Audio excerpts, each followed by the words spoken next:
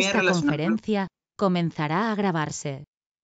sino también orientándolo hacia la neurocirugía y hacia la clínica. Entonces, empecemos.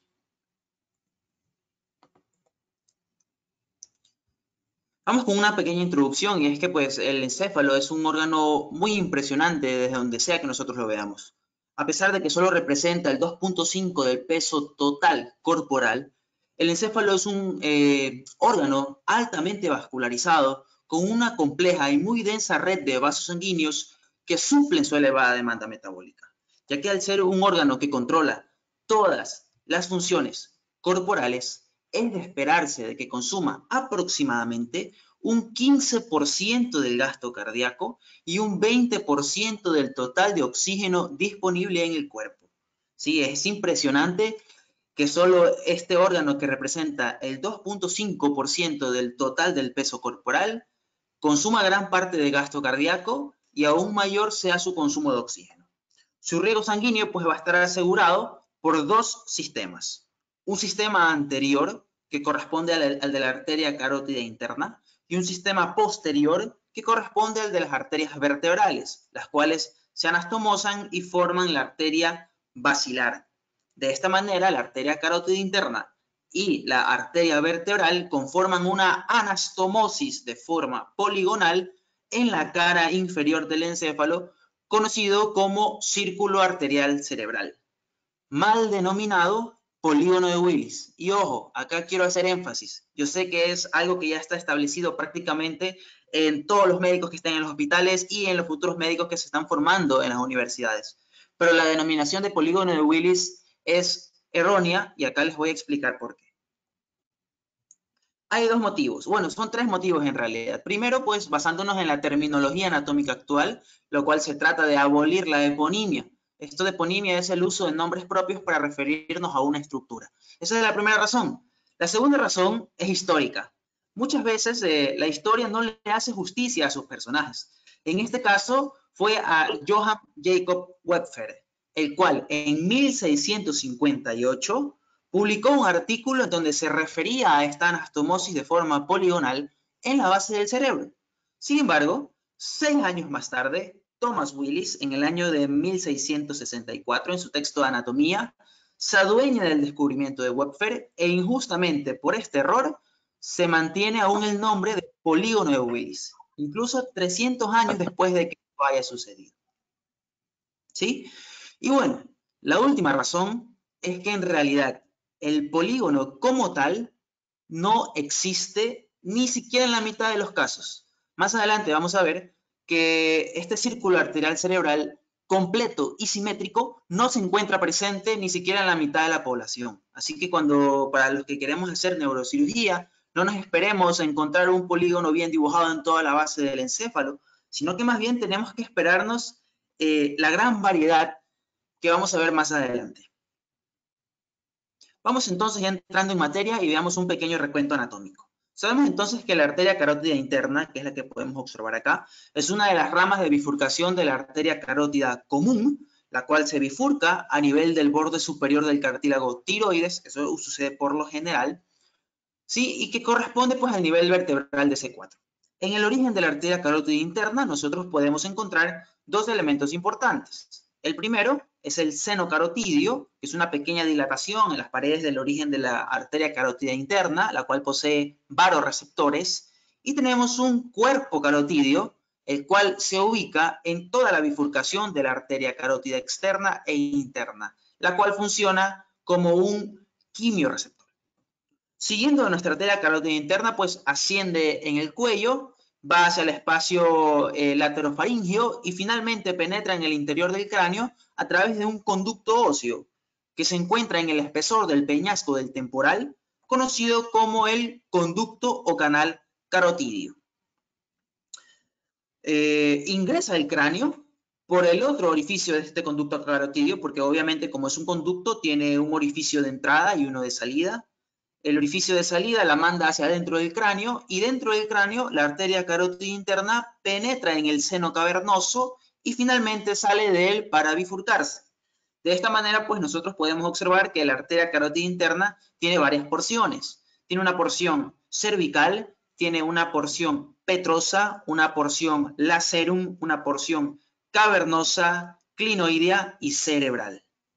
¿Sí? Y finalmente, pues una vez que nuestra arteria carótida interna ha salido del seno cavernoso, se va a ramificar, dando origen a tres arterias que nos importan bastante. La primera es la arteria cerebral media, la arteria comunicante posterior y finalmente a la arteria cerebral anterior.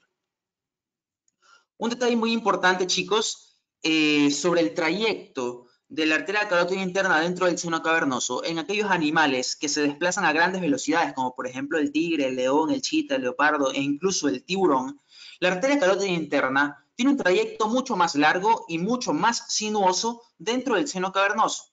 Todo esto con la finalidad de que la sangre venosa, que por lo general, de hecho, siempre la sangre venosa es mucho más fría desde el punto de vista térmico que la sangre arterial, la sangre venosa que se encuentra en el seno cavernoso enfría a la sangre arterial que pasa por la arteria carótida interna, con la finalidad de poder bajarle la temperatura en estas circunstancias cuando los animales se encuentran, por ejemplo, tras una presa, cuando se encuentran cazando. Esto como un dato curioso y muy interesante de anatomía comparada entre lo que sucede en el cuerpo humano y lo que sucede en el resto de los animales. Luego tenemos por acá nosotros a la arteria vertebral. La arteria vertebral es un ramo ascendente que nace de la porción preescalénica de la subclavia, se introduce en los agujeros transversos de las 6 primeras vértebras cervicales. Recuerden que la séptima vértebra cervical no posee agujero transverso y en el caso de que lo tenga, se encuentra atrofiado. Así que por ahí no pasa la arteria vertebral, sino que asciende por el agujero transverso de las 6 primeras vértebras cervicales. Entonces, asciende, asciende, asciende, se encuentra a nivel de C1, vemos acá nuestra arteria vertebral, y la arteria vertebral, pues, penetra en el agujero magno o foramen occipital. Dentro del cráneo, ¿qué sucede con nuestras arterias vertebrales? Acá podemos observar, por cierto, las imágenes que ven aquí, algunas son patológicas. Acá tenemos un neurioma del acústico, parece. Tenemos por acá unos cuantos trombos a lo largo del trayecto de estas arterias y por acá tenemos placas ateromatosas en la luz de las arterias. Pero no se confundan, ¿no? Solo las puse ahí porque eran buenas imágenes. Siguiendo con la descripción, entonces, ambas arterias vertebrales penetran en el foramen magno y dentro del cráneo, por delante de la médula oblongada, ambas arterias vertebrales se anastomosan y forman a este gran tronco arterial conocido como la arteria basilar. ¿Sí? Entonces, haciendo un pequeño feedback, por acá de la arteria carótida interna vemos que nace la arteria cerebral anterior, cerebral media y comunicante posterior. En cambio, acá, de la arteria basilar, las arterias que forman parte del circuito arterial cerebral son las arterias cerebrales posteriores, que son las que estamos viendo acá.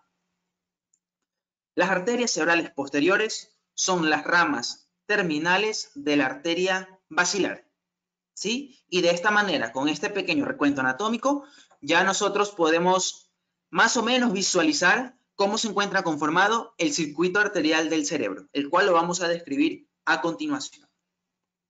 Acá lo tenemos, ¿no? Aunque de forma habitual se describe este círculo arterial como un polígono, lo que les había mencionado en un principio, pues no es muy frecuente encontrar variantes anatómicas que difieren del patrón clásico. De hecho, los estudios post-mortem demuestran que alrededor del 40 al 60% de la población puede presentar alguna variante como arterias hipoplásicas, duplicaciones, triplicaciones, atresias, estenosis, tortuosidades o incluso ausencia de algún vaso, el cual se ve compensado con la hipertrofia, por así decirlo, por un mayor calibre del vaso contralateral. Eso lo vamos a ver más adelante.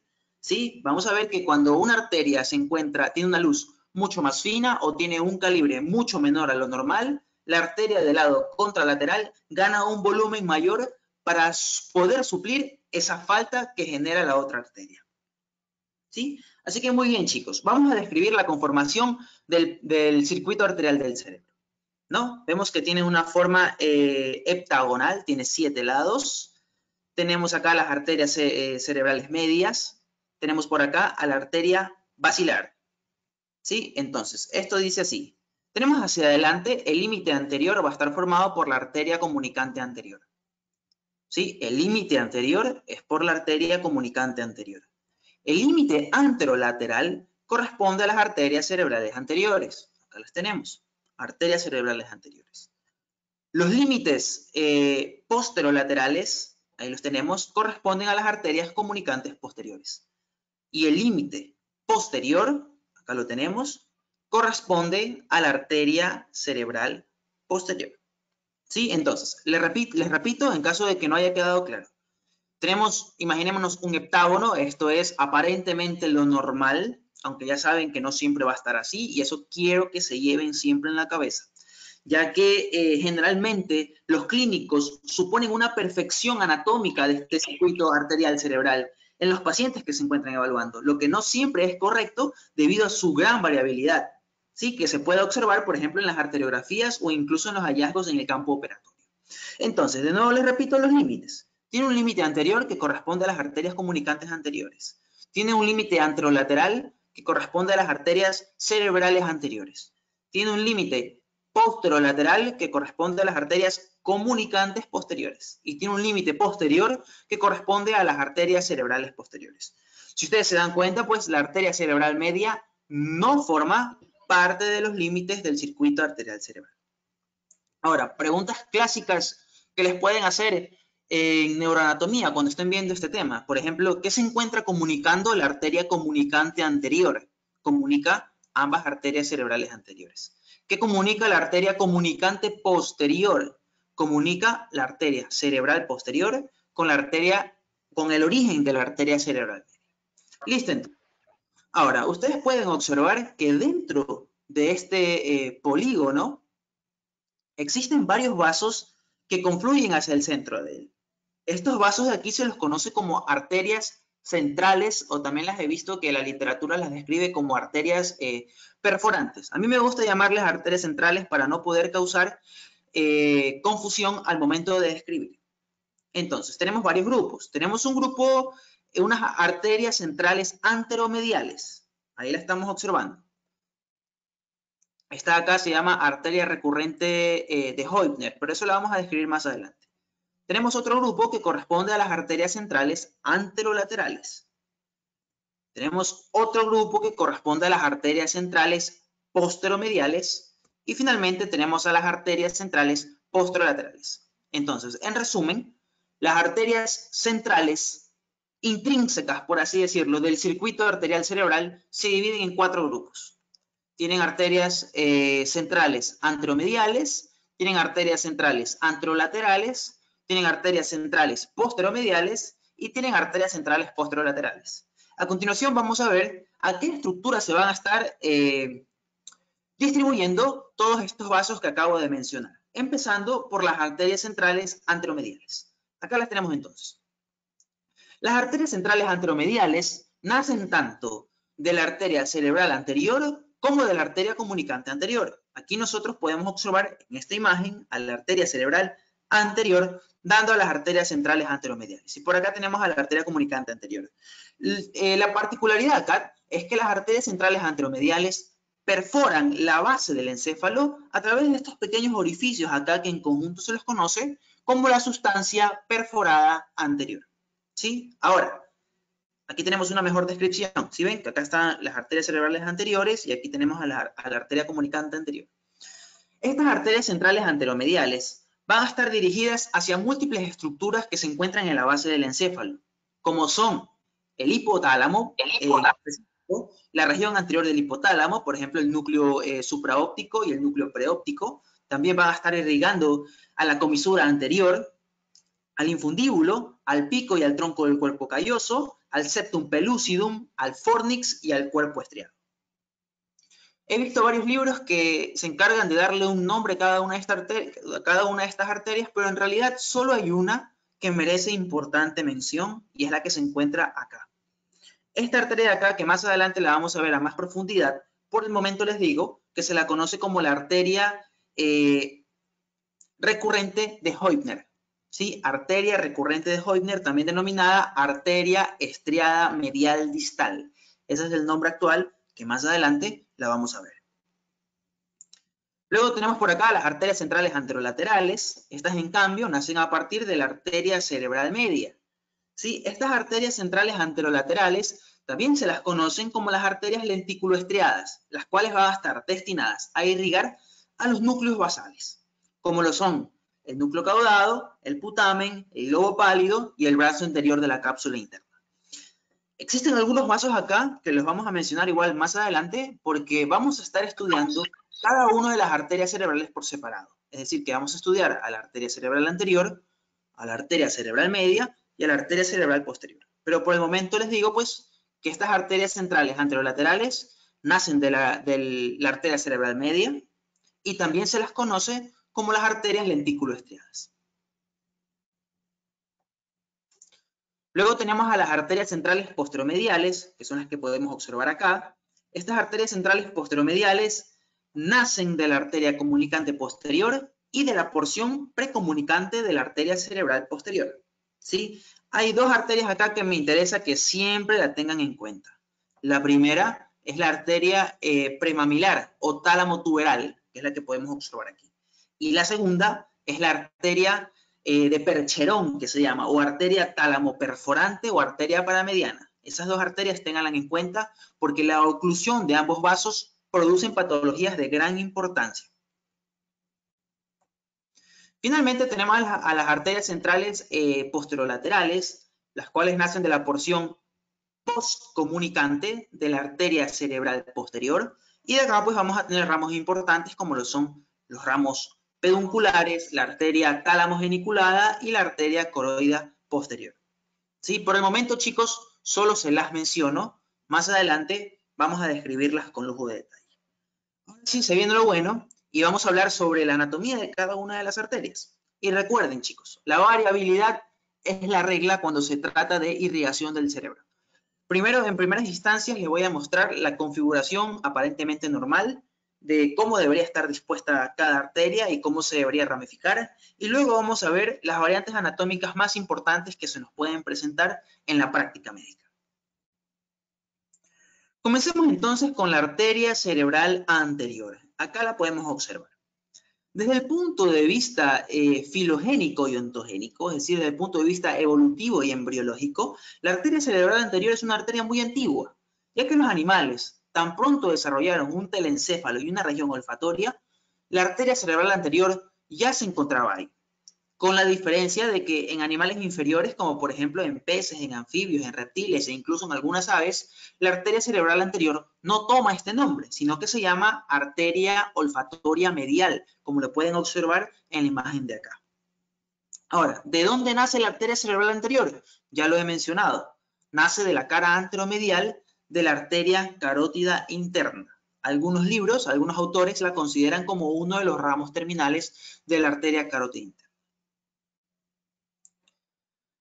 Es muy importante conocer el territorio cortical que toma cada una de las arterias cerebrales, porque recordemos que a nivel de la corteza cerebral existen varias zonas especializadas, conocidas como el área de Broca, ¿sí? La cual se va a encargar de una función específica. De esta manera, si se lesiona la arteria cerebral anterior, la semiología, el cuadro clínico del paciente va a ser muy distinto a que si hubiera un trombo, por ejemplo, ocluyendo algún segmento de la arteria cerebral posterior.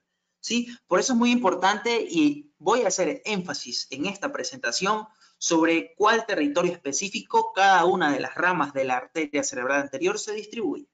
Ahora, el territorio de distribución general de la arteria cerebral anterior corresponde a la cara medial del hemisferio cerebral desde el extremo anterior del lóbulo frontal hasta el surco parieto-occipital, mientras que por lateral, es decir, por fuera, aquí podemos observarlo, se va a estar distribuyendo por el giro frontal superior, por la porción anterior del giro frontal medio e inferior y por el cuarto superior del giro precentral, poscentral y el lóbulo parietal superior. Esta descripción, chicos, es bien específica, así que se las voy a repetir. Por medial se va a distribuir por toda la cara medial del hemisferio, desde el extremo anterior del lóbulo frontal hasta el surco parieto-occipital. Mientras que por lateral se va a estar distribuyendo por el giro frontal superior, por la porción anterior del giro frontal medio e inferior, por el cuarto superior del giro precentral y postcentral y por la parte superior del lóbulo parietal superior. Ahí queda entonces. De esta manera nosotros podemos observar que la arteria cerebral anterior irriga aquellas estructuras que están implicadas en la motivación, en el discernimiento y en el control motor y sensitivo, sobre todo del miembro inferior. De modo que, por ejemplo, un evento cerebrovascular que afecta a la arteria cerebral anterior se va a manifestar como una paresia e hipoestesia del miembro inferior contralateral. Si la lesión está del lado derecho, se va a manifestar del lado izquierdo, porque recordemos pues que la vía eferente o motora se decusa. Listo, entonces. Hemos terminado acá de describir el territorio de distribución y vamos a pasar ahora a describir el trayecto. Desde el punto de vista netamente anatómico, la arteria cerebral anterior tiene 5 segmentos, pero desde el punto de vista neuroquirúrgico únicamente posee 3 segmentos. El de interés en este vídeo es el neuroquirúrgico, así que vamos a apoyarnos en los 3 segmentos y luego les voy a decir al final de dónde sale ese cuarto y quinto segmento que los anatomistas le han dado. Entonces, los segmentos de la arteria cerebral anterior se los asigna con la letra A, va a ser A1, A2 y A3. El segmento A1 se lo conoce como el segmento precomunicante. Esto quiere decir antes del origen de la arteria comunicante anterior. Es ese trayecto que va desde el origen de la arteria cerebral anterior hasta el origen de la arteria comunicante anterior. A1 igual a segmento precomunicante. Luego tenemos nosotros al segmento A2. Esta es la arteria comunicante anterior, por si acaso, en esta imagen de acá. Entonces, este es el segmento A1. Ahora, el segmento A2, ¿de dónde a dónde va? Va desde el origen de la arteria comunicante anterior hasta la emergencia de la arteria calloso marginal, que es la que podemos observar acá.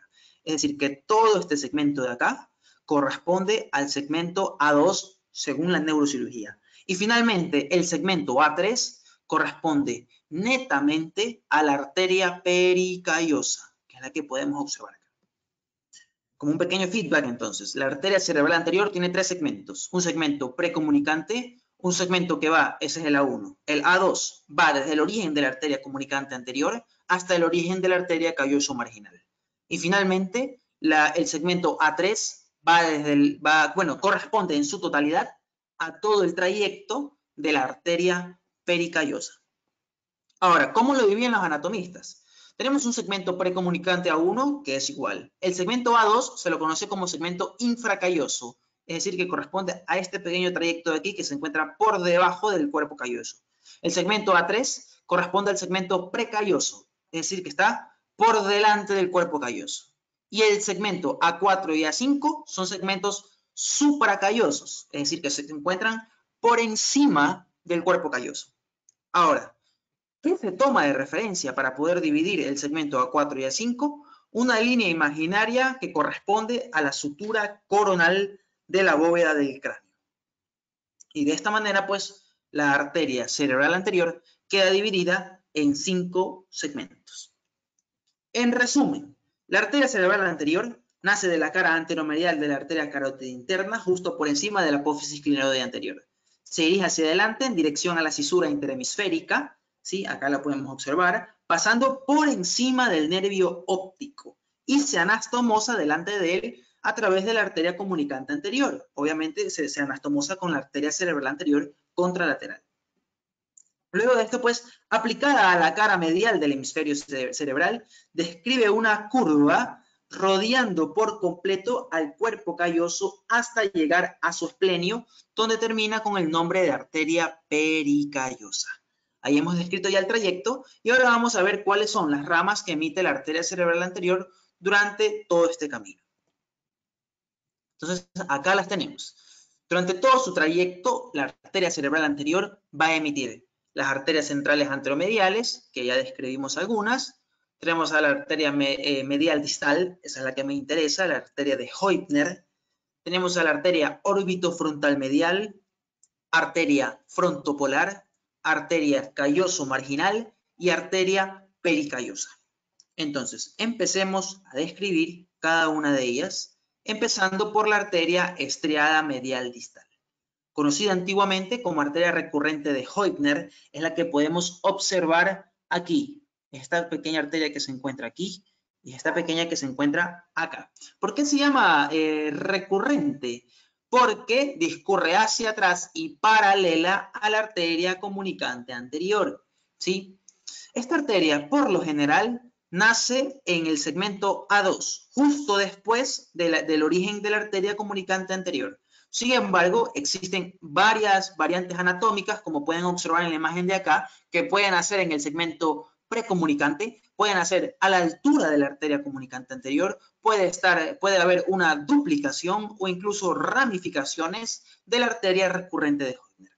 Todas estas variedades pueden ocurrir, pero lo normal es que nazca justo después de la arteria comunicante anterior. ¿Sí? Ahora, esta arteria estriada medial distal, luego de que se ha originado del segmento A2 de la arteria cerebral anterior, discurre paralela hacia atrás y hacia afuera con relación a la arteria cerebral anterior, perfora en la sustancia perforada anterior y finalmente irriga a la cabeza del núcleo caudado, al brazo anterior de la cápsula interna, a la porción anterior del globo pálido, a la porción anterior del putamen y a una pequeña porción de la región olfatoria. ¿Sí? Como vemos, tiene un gran territorio de distribución. Y por último, pues, la lesión de esta arteria puede provocar hemiparesias de predominio fasciobraquial y afasias si es que se trata del hemisferio dominante. Listo entonces con esta arteria estriada medial distal o recurrente de Hodgner y pasamos a la siguiente. Tenemos entonces acá las arterias órbito-frontal medial y arteria frontopolar. La arteria órbito-frontal medial, también conocida como arteria frontovasal medial, es la que podemos observar acá, ¿sí? Es la primera rama cortical de la arteria cerebral anterior. Esas dos arterias las he puesto en la misma diapositiva porque es muy frecuente de que se encuentren naciendo de un mismo tronco común y después que ese tronco se bifurca en una arteria órbito-frontal medial y en una arteria frontopolar. En el caso de la arteria frontovasal medial u órbito frontal, una vez que nace, se desliza por el suelo de la fosa craneal anterior y va a estar distribuyéndose por el giro recto, por el bulbo y el tracto olfatorio y por la parte medial de la porción orbitaria del lóbulo frontal, distribuyéndose de esta manera por toda esta zona que se encuentra acá de rojo. Por encima de ella vamos a tener nosotros a la arteria frontopolar, la cual también nace del segmento A2 de la arteria cerebral anterior y vemos que se va a terminar distribuyéndose por la superficie medial y lateral del polo anterior del lóbulo frontal. Es la arteria que nosotros podemos observar por acá. Luego de eso nace un importante tronco arterial. Acá lo podemos observar. Es la arteria calloso marginal, que la tenemos en esta diapositiva de acá. Este tronco arterial que vemos aquí se lo conoce como la arteria calloso marginal. Recuerden que el origen de la arteria calloso marginal marca el origen también del segmento A3 de la arteria cerebral anterior. Ahora, ¿qué sucede con esta arteria calloso marginal? La arteria calloso marginal vemos que cruza a este giro de aquí, muy importante, ¿sí? Conocido como el giro del cíngulo, para luego alojarse en el surco del cíngulo, como podemos observar. Sigue el trayecto del surco del cíngulo para finalmente terminar en la parte anterior del lobulillo paracentral. Durante todo este trayecto, la arteria calloso marginal va a estar emitiendo 4 ramos colaterales, o mejor dicho, 4 colaterales y una rama terminal. ¿Sí? 4 colaterales y una rama terminal. Entonces, de la arteria calloso marginal van a emerger la rama frontal anteromedial, rama frontal intermedio medial, rama frontal posteromedial. Vamos a tener también por acá abajo ramas singulares y finalmente tenemos a la arteria paracentral. Se las repito, ¿sí? Porque esto es muy importante. De la arteria calloso marginal nacen la arteria frontal anteromedial, la arteria frontal intermedio medial, la arteria frontal posteromedial, ramas singulares y la arteria paracentral. Ahora, el nombre es bastante lógico de, por ejemplo, rama frontal anteromedial, porque obviamente es más anterior y se encuentra distribuyéndose por la cara medial del lóbulo frontal. Ahora, ¿qué parte específica se van a distribuir cada una? En el caso de la rama frontal anteromedial, se va a distribuir por la cara lateral, por fuera, y medial del tercio anterior del giro frontal superior. ¿Sí? Aquí nosotros tenemos al giro frontal superior. Luego tenemos a la rama frontal intermedio medial, la cual suple la cara medial y lateral del tercio medio del giro frontal superior. Finalmente tenemos a la rama frontal posteromedial, la cual suple la cara medial y lateral del tercio posterior del giro frontal superior. Sí, como vemos es bastante sencillo. Cada una de estas arterias frontales mediales, anterior, intermedio y posterior, se distribuyen por el giro frontal superior, pero cada uno toma un tercio. En el caso de la arteria frontal anteromedial, el tercio anterior. En el caso de la arteria frontal intermedio medial, el tercio medio. Y en el caso de la arteria frontal posteromedial, el tercio posterior. Luego vemos por acá que nacen unas pequeñas ramas, conocidas como ramas singulares, las cuales van a estar supliendo al giro del cíngulo. Y finalmente, pues, la arteria calloso-marginal da una rama terminal, que es la que podemos observar acá, conocida como la arteria paracentral, la cual asciende por el lobulillo paracentral en dirección al surco central y termina distribuyéndose por la parte alta del giro precentral, postcentral y lóbulo parietal superior. Listo, entonces acá hemos terminado ya con la descripción de la arteria calloso marginal, lo cual nos lleva a la siguiente diapositiva.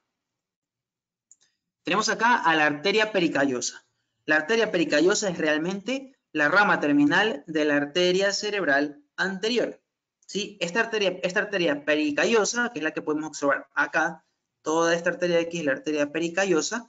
Esta arteria se discurre a lo largo del surco del cuerpo calloso y en su trayecto va a emitir ramas cuneales, que son las que podemos observar aquí, y finalmente, pues, ramas parieto-occipitales, las cuales se van a alojar a nivel del surco parieto-occipital. Aquí también las tenemos. Otras ramas importantes que emiten son unas ramas descendentes que perforan en el interior del cuerpo calloso, que acá no las podemos apreciar, pero son ramas que tienen esta dirección. Así.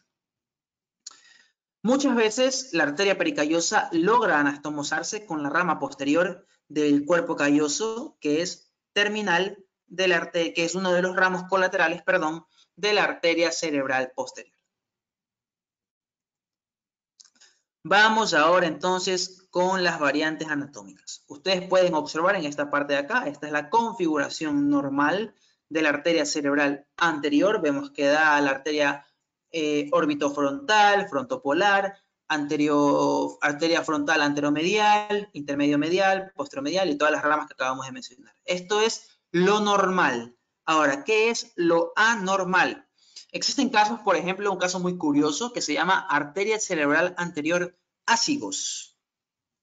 ¿Qué puede suceder en este escenario de acá?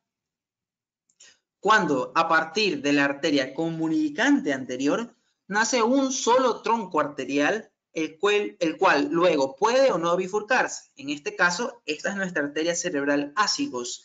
En este caso, nosotros podemos decir que existe un segmento A2 impar, porque vemos luego que el segmento A3 se bifurca de nuevo para dar origen a las arterias pericallosas y calloso-marginales. ¿Sí? Este es el caso de la arteria cerebral anterior áticos.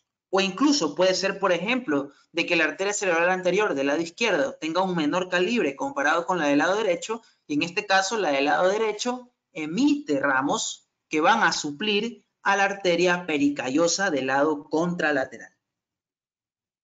Otro caso muy particular es la bifurcación precoz de la arteria cerebral anterior. Nosotros en esta imagen de acá podemos observar que hay 4 flechas. De hecho, da la impresión de que hay una doble duplicación de arterias cerebrales anteriores. ¿Qué quiero decir esto? De que da la sensación de que hay 4 arterias cerebrales anteriores.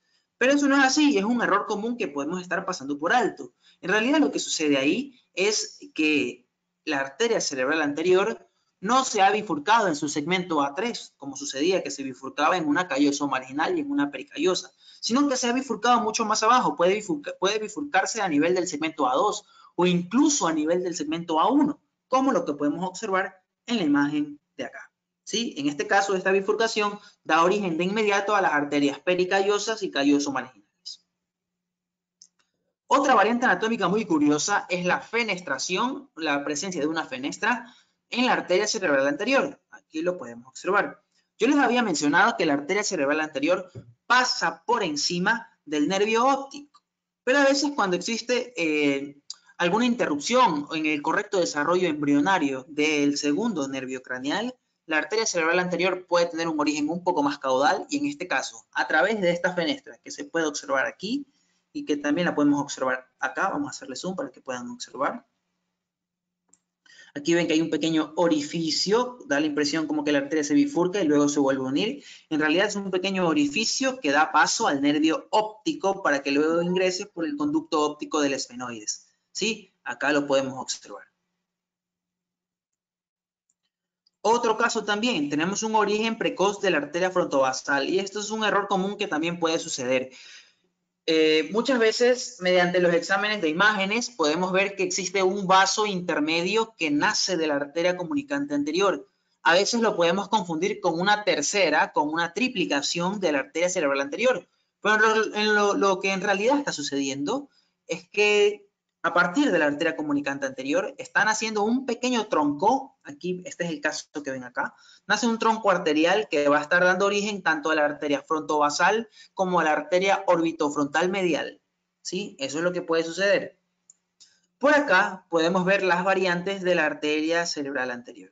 Entonces acá vemos que la arteria cerebral anterior del lado derecho está hipoplásica, estenosada, y la del lado izquierdo gana mucho más calibre. Acá, de hecho, la arteria cerebral anterior del lado derecho en su segmento A1 no existe. Acá, en este ejemplo de acá, no hay arteria comunicante anterior, ¿sí? Este ejemplo de acá, aquí, en este caso, la arteria cerebral anterior del lado izquierdo suple a ambos hemisferios sin crear una arteria comunicante anterior, como sucede acá. Aquí existe, aquí esto puede ser una triplicación o puede ser bien el origen de un tronco común para la arteria frontovasal o para la arteria orbitofrontal medial. Y este último caso que podemos observar acá es una arteria cerebral anterior ácigos, donde vemos que ambas arterias cerebrales anteriores en su segmento A1 se unen en la línea media para formar un solo tronco arterial sin la presencia de la arteria comunicante anterior. Otras variantes anatómicas que podemos encontrar, duplicación de la arteria comunicante anterior. En este caso, ambas arterias comunicantes anteriores tienen un pequeño puente anastomótico en su parte media, como está en la imagen esquemática de aquí. Y finalmente, puede existir una arteria calloso marginal dominante, como la podemos observar acá, o también puede ser todo lo contrario, puede existir una arteria pericallosa dominante. En ese caso, cuando la arteria calloso marginal es dominante, casi todos los ramos nacen a partir de ella. Pero cuando la arteria pericallosa es dominante, casi todos los ramos que acabamos de mencionar nacen a partir del vaso pericalloso. Vamos ahora entonces con la arteria cerebral media. Desde el punto de vista filogénico, la arteria cerebral media no es nada más que una arteria lenticuloestriada hipertrofiada. ¿Qué me refiero con esto? ¿Sí? De todos los vasos que se encuentran dentro del cráneo, la arteria cerebral media fue la última en aparecer, fue la última en desarrollarse desde el punto de vista evolutivo, ya que recordemos que el territorio de la arteria cerebral media corresponde a su gran mayoría a la corteza cerebral, al neocórtex. Neocórtex que se desarrolla en especies superiores, que es mucho más evidente, comienza a aparecer en reptiles, se hace mucho más evidente en aves, luego en mamíferos, en monos y finalmente en nosotros, que alcanza la jerarquía más alta dentro del sistema nervioso central. Así que por este motivo, la arteria cerebral media es la arteria más nueva que se encuentra dentro del cráneo. Y de hecho, nosotros podemos observar acá que esta arteria que se encuentra aquí, que la conocen como lateral estriada en los anfibios y como lateral olfatoria en los peces, es la futura arteria cerebral media. Ahora, su origen. La arteria cerebral media es la arteria más voluminosa de la arteria carótida interna. Es un ramo terminal de la arteria carótida interna y de hecho es la continuación directa. Tiene un calibre de 4 milímetros y secuestra, por así decirlo, del 60 al 40% de toda la sangre que aporta la arteria carótida interna. Este detalle, chicos, es muy importante. Más adelante lo vamos a ver, pero lo que quiero que tengan en mente es que la gran mayoría de la sangre que ingresa al cráneo a través de la arteria carótida interna se va directamente a la arteria cerebral media. Y de hecho aquí lo tenemos, ¿no? Aquí aparece la arteria cerebral media en los pájaros recién, como ustedes pueden observar. Ahora, territorio y distribución. Mediante sus ramos corticales, la arteria cerebral media va a estar distribuyéndose ampliamente a lo largo de la cara lateral del hemisferio cerebral, mediante que por sus ramos profundos va a irrigar a los núcleos basales y a la cápsula interna. De esta manera, pues la arteria cerebral media se distribuye por zonas que controlan funciones motoras y sensitivas del miembro superior del rostro, así como también del lenguaje y de la personalidad y la memoria. Mucho ojo, chicos, con ese detalle. Vamos ahora a hablar sobre el trayecto. Al igual que la arteria cerebral anterior, la arteria cerebral media tiene porciones, las cuales se van a estar representando mediante la letra M. M1, M2, M3 y M4.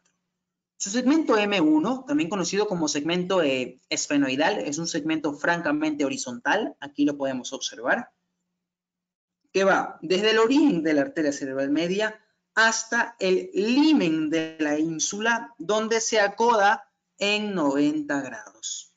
¿Sí? Estos límites son muy claros y debemos de tenerlos siempre en cuenta.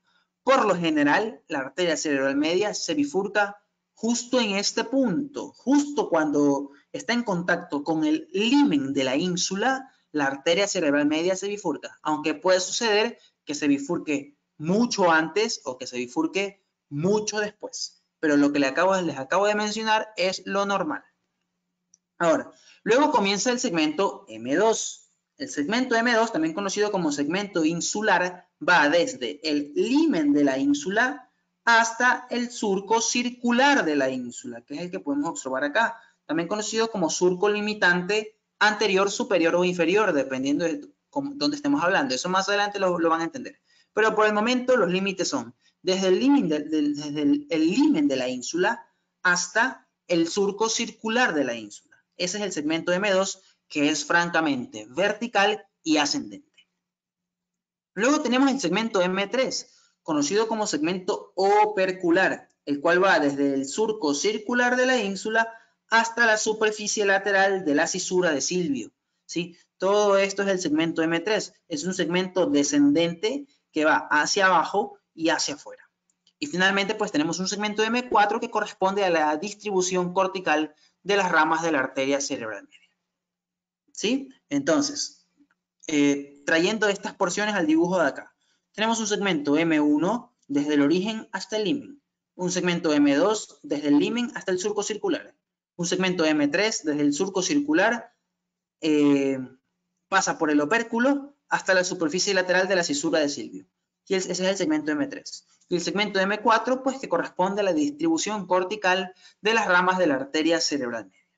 ¿Listo? Entonces, hemos terminado con la descripción de la arteria cerebral media y ahora vamos a hablar sobre las ramas de la arteria cerebral media.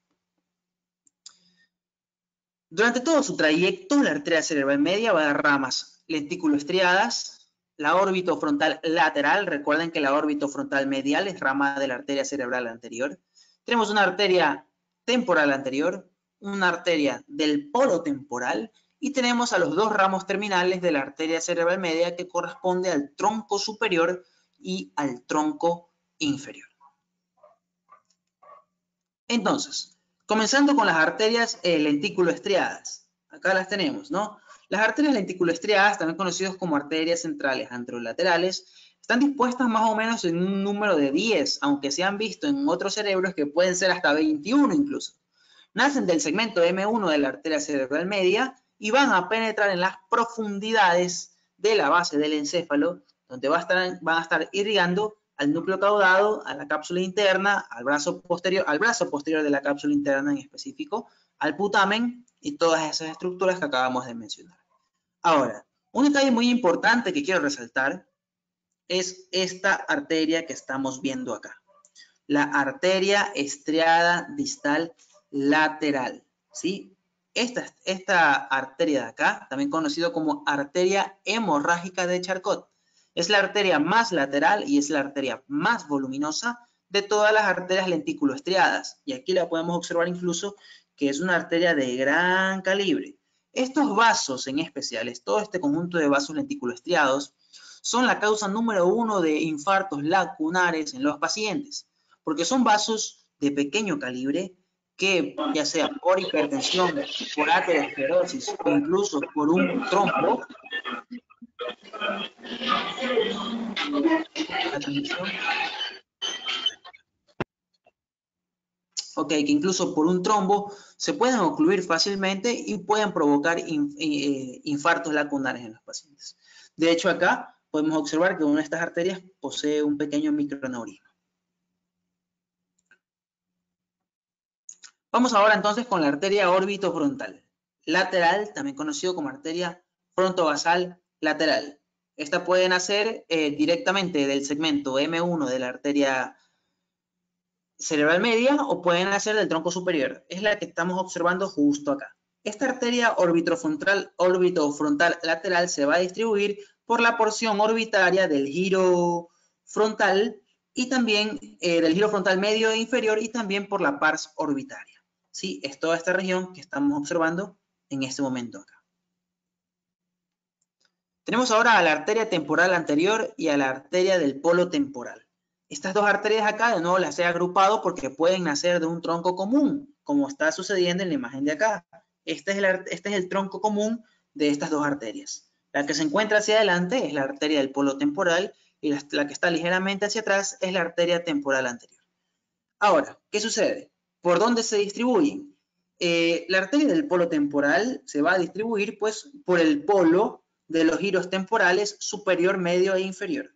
Mientras que la arteria temporal anterior se va a estar distribuyendo por la parte anterior, ¿sí? Esta se distribuye por el polo, pero la arteria temporal anterior se distribuye por la parte anterior de los giros temporales anterior, medio e inferior, perdón, superior, medio e inferior.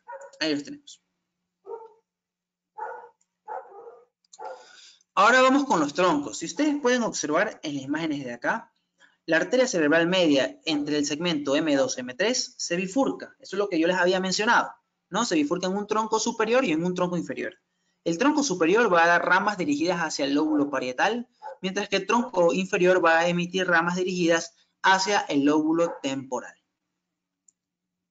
Ahora, del tronco superior van a nacer las ramas prefrontal, la arteria del surco precentral, la arteria del surco central, la arteria del surco postcentral y la arteria parietal posterior. Describamos cada una de ellas. Pues comencemos con la arteria prefrontal, que es la que podemos observar acá. Es justo esta de aquí la que estoy señalando. Ahora, pues, la arteria prefrontal se desliza por el opérculo frontal. Todo esto corresponde al opérculo frontal y termina distribuyéndose por la pars triangularis, la parte anterior de la pars opercularis y por la parte media de los giros frontales superior, medio e inferior. ¿Sí? Ahí lo tenemos, es toda esta zona que podemos observar aquí, por la pars triangularis, opercularis y por los tres giros, superior, medio e inferior. Tenemos ahora a la arteria del surco precentral, central y postcentral, que son estas tres arterias que podemos observar aquí. Esta es la arteria del surco precentral, la arteria del surco central y la arteria del surco postcentral. Ahora bien, la arteria del surco precentral, que es la que podemos observar aquí, asciende por el surco precentral sin llegar al borde superior del hemisferio cerebral. Eso es importante. Y durante todo su trayecto, pues se va a estar distribuyendo por la parte posterior de la pars opercularis, es decir, aquí abajo, y también se va a estar distribuyendo por el tercio medio e inferior del giro precentral. ¿Sí? Por la parte media e inferior del giro precentral. Es toda esta región que está aquí señalada de café. Luego tenemos a la arteria del surco central, que es la que está justo aquí en medio, la cual asciende por el surco central, de nuevo sin llegar a la parte superior del hemisferio, y se va a estar distribuyendo tanto por los giros precentral y postcentral, que es lo que está acá de naranja. Y finalmente tenemos a la arteria del surco postcentral, la cual se va a estar ascendiendo por el surco postcentral y se va a estar distribuyendo por el giro postcentral y por la parte anterior de los lóbulos parietales, superior e inferior. Que es lo que está acá, pues, de color amarillo.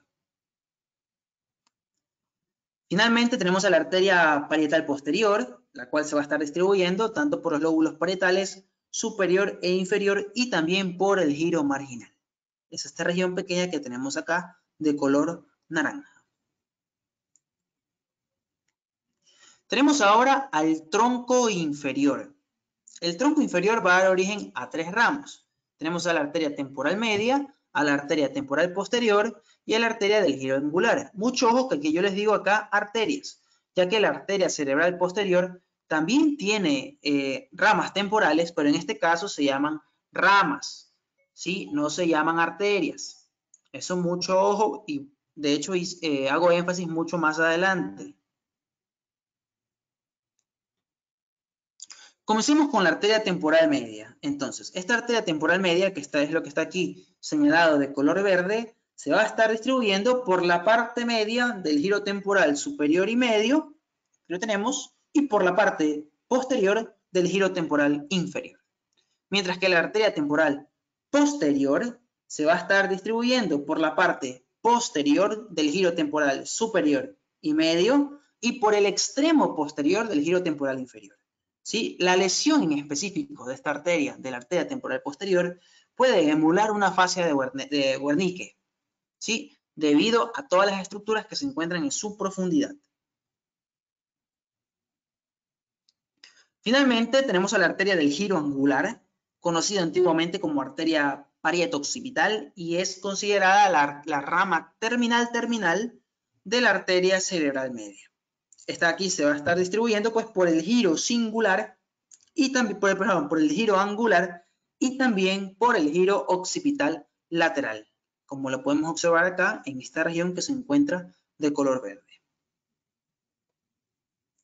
Vamos ahora entonces con las variantes anatómicas. Como en todas las arterias, yo les había mencionado pues que la arteria cerebral media entre el segmento M1 y M2 se va a bifurcar, ¿no? La bifurcación no siempre se da, ya que la arteria se puede trifurcar o se puede tetrafurcar, por así decirlo, puede ramificarse en 4, 5 e incluso se ha visto que se ramifica hasta en 6 ramas. Sí, acá tenemos ejemplos de bifurcación, trifurcación y cuadrifurcación.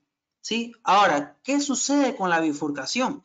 Yo les había mencionado que se puede bifurcar antes del limen de la ínsula, en el limen de la ínsula o después del limen de la ínsula. Esa es otra variante que debemos de tener en cuenta. Y también dentro de la bifurcación pueden haber diferencias. Y de ahí lo que yo empezaba a hacer era que, como tú me habías mandado un artículo, creo que sí.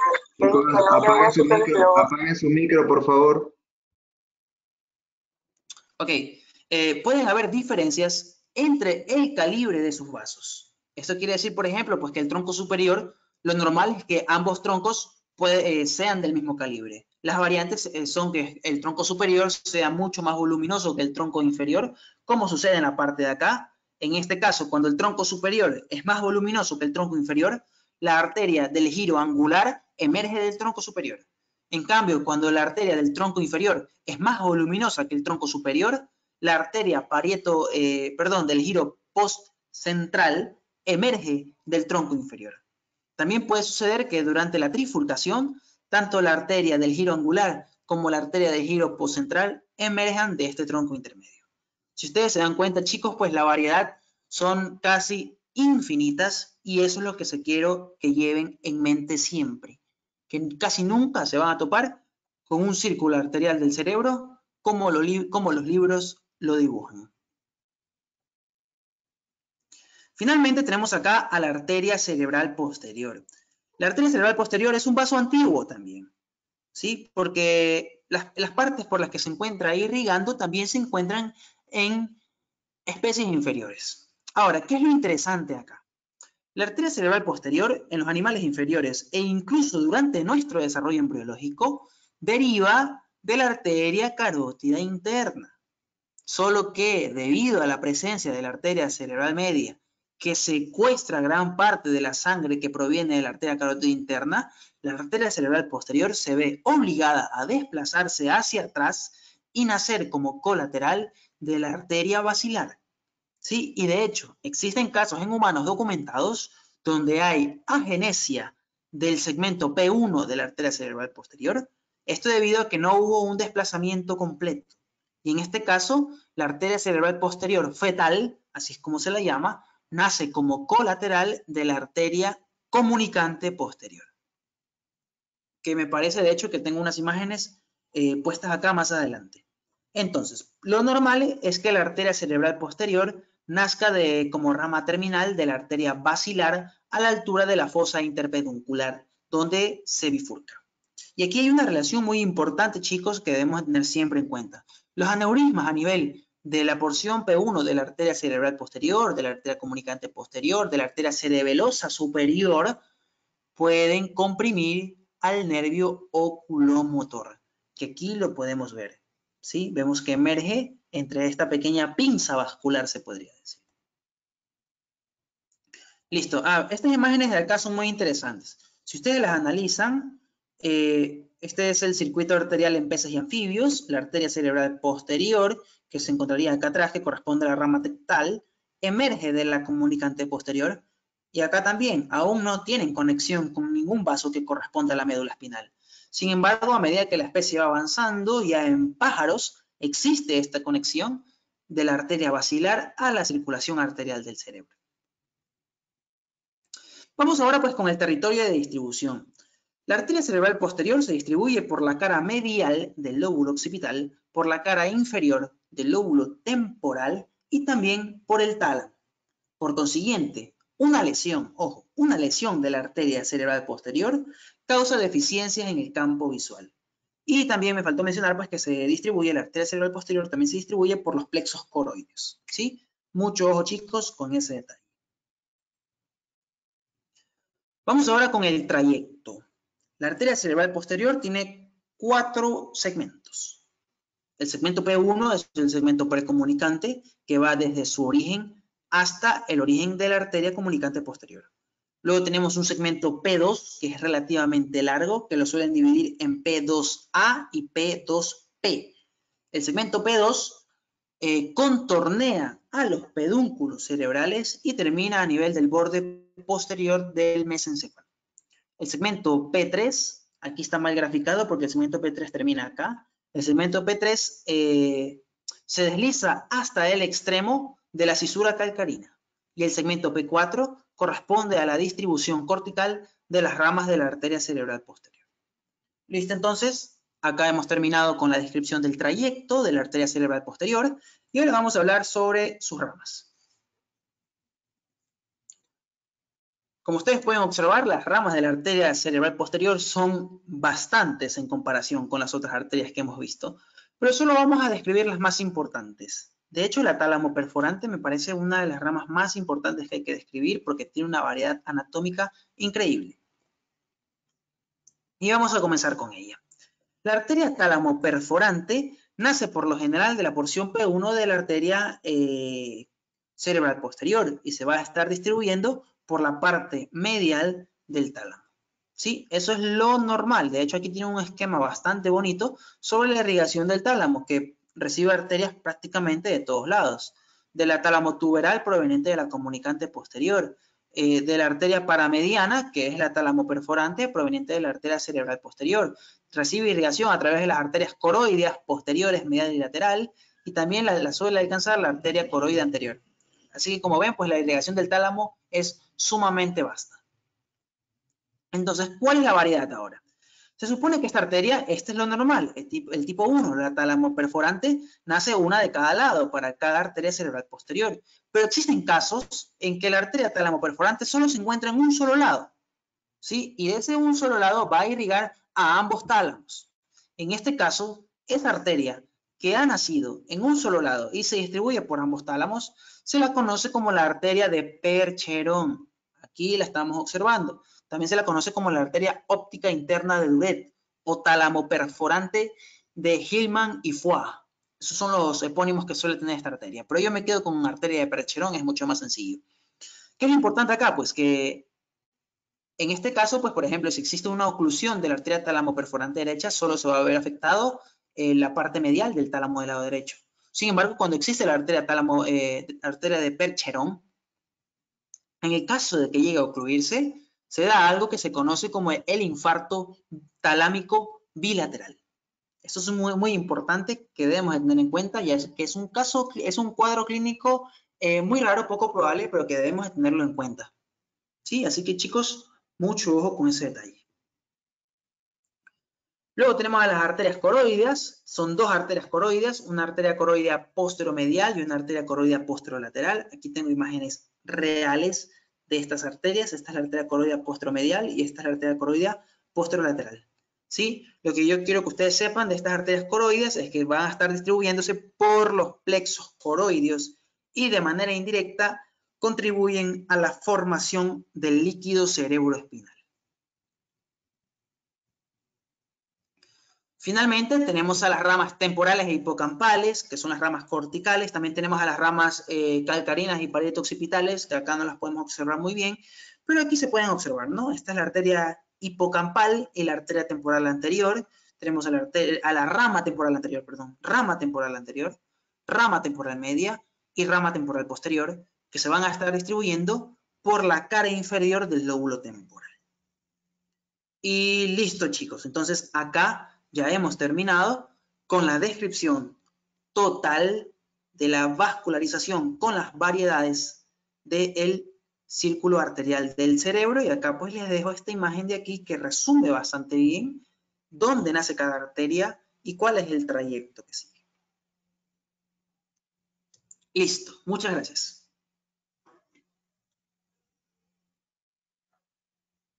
Muchas gracias por la ponencia. Lo pueden seguir como Dr. Carlos Andrés García en Instagram. También tiene su canal de YouTube.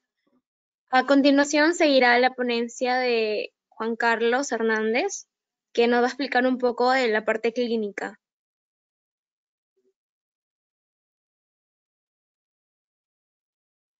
Hola chicos, ¿qué tal? ¿Cómo están? Buenas noches. A continuación vamos a hablar sobre las manifestaciones clínicas, ya descrito por mi colega, el doctor Carlos Andrés García. Y bueno, vamos a comenzar con la ponencia.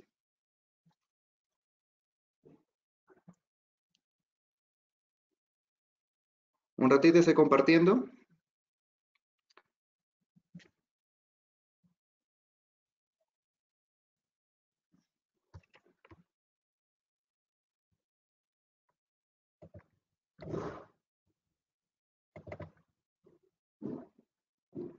Chicos, no se preocupen, las diapositivas van a ser entregadas posterior a que termine esta ponencia. Asimismo, se va a subir la transmisión a YouTube, así que no se preocupen. Asimismo, recalcarles que vamos a tener un post-test para que se pueda emitir un certificado de su asistencia. Bueno chicos, hoy vamos a ver lo que es clínica vascular. Vamos a ver los aspectos más importantes ya tocados en el tema. A ver, un momento, por favor. Tengo problemas con la transmisión. Un momento. Un momentito, por favor.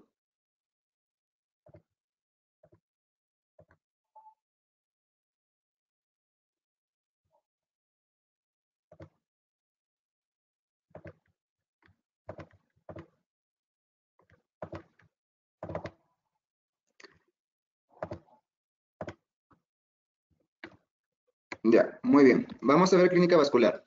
Cuando nosotros hablamos de la clínica vascular, tenemos que hablar del famoso homúnculo de Penfield. Es importante, sí, porque nos va a ayudar a dar el diagnóstico o de la lesión de la zona irrigada. Y lo que yo quiero que tú recuerdes es que cerebral anterior te va a dar clínica crural. Eso es lo más importante. Cerebral anterior te va a dar clínica crural. Pero ojo, hay un dato muy importante. Crural con respecto al lado motor, pero en el lado sensitivo, yo quiero que veas acá esta imagen donde dice genitales. Cuando hay afectación de cerebral anterior, pero de forma bilateral, hay incontinencia urinaria. No quiero que te olvides de eso, es un dato muy importante. Y la cerebral media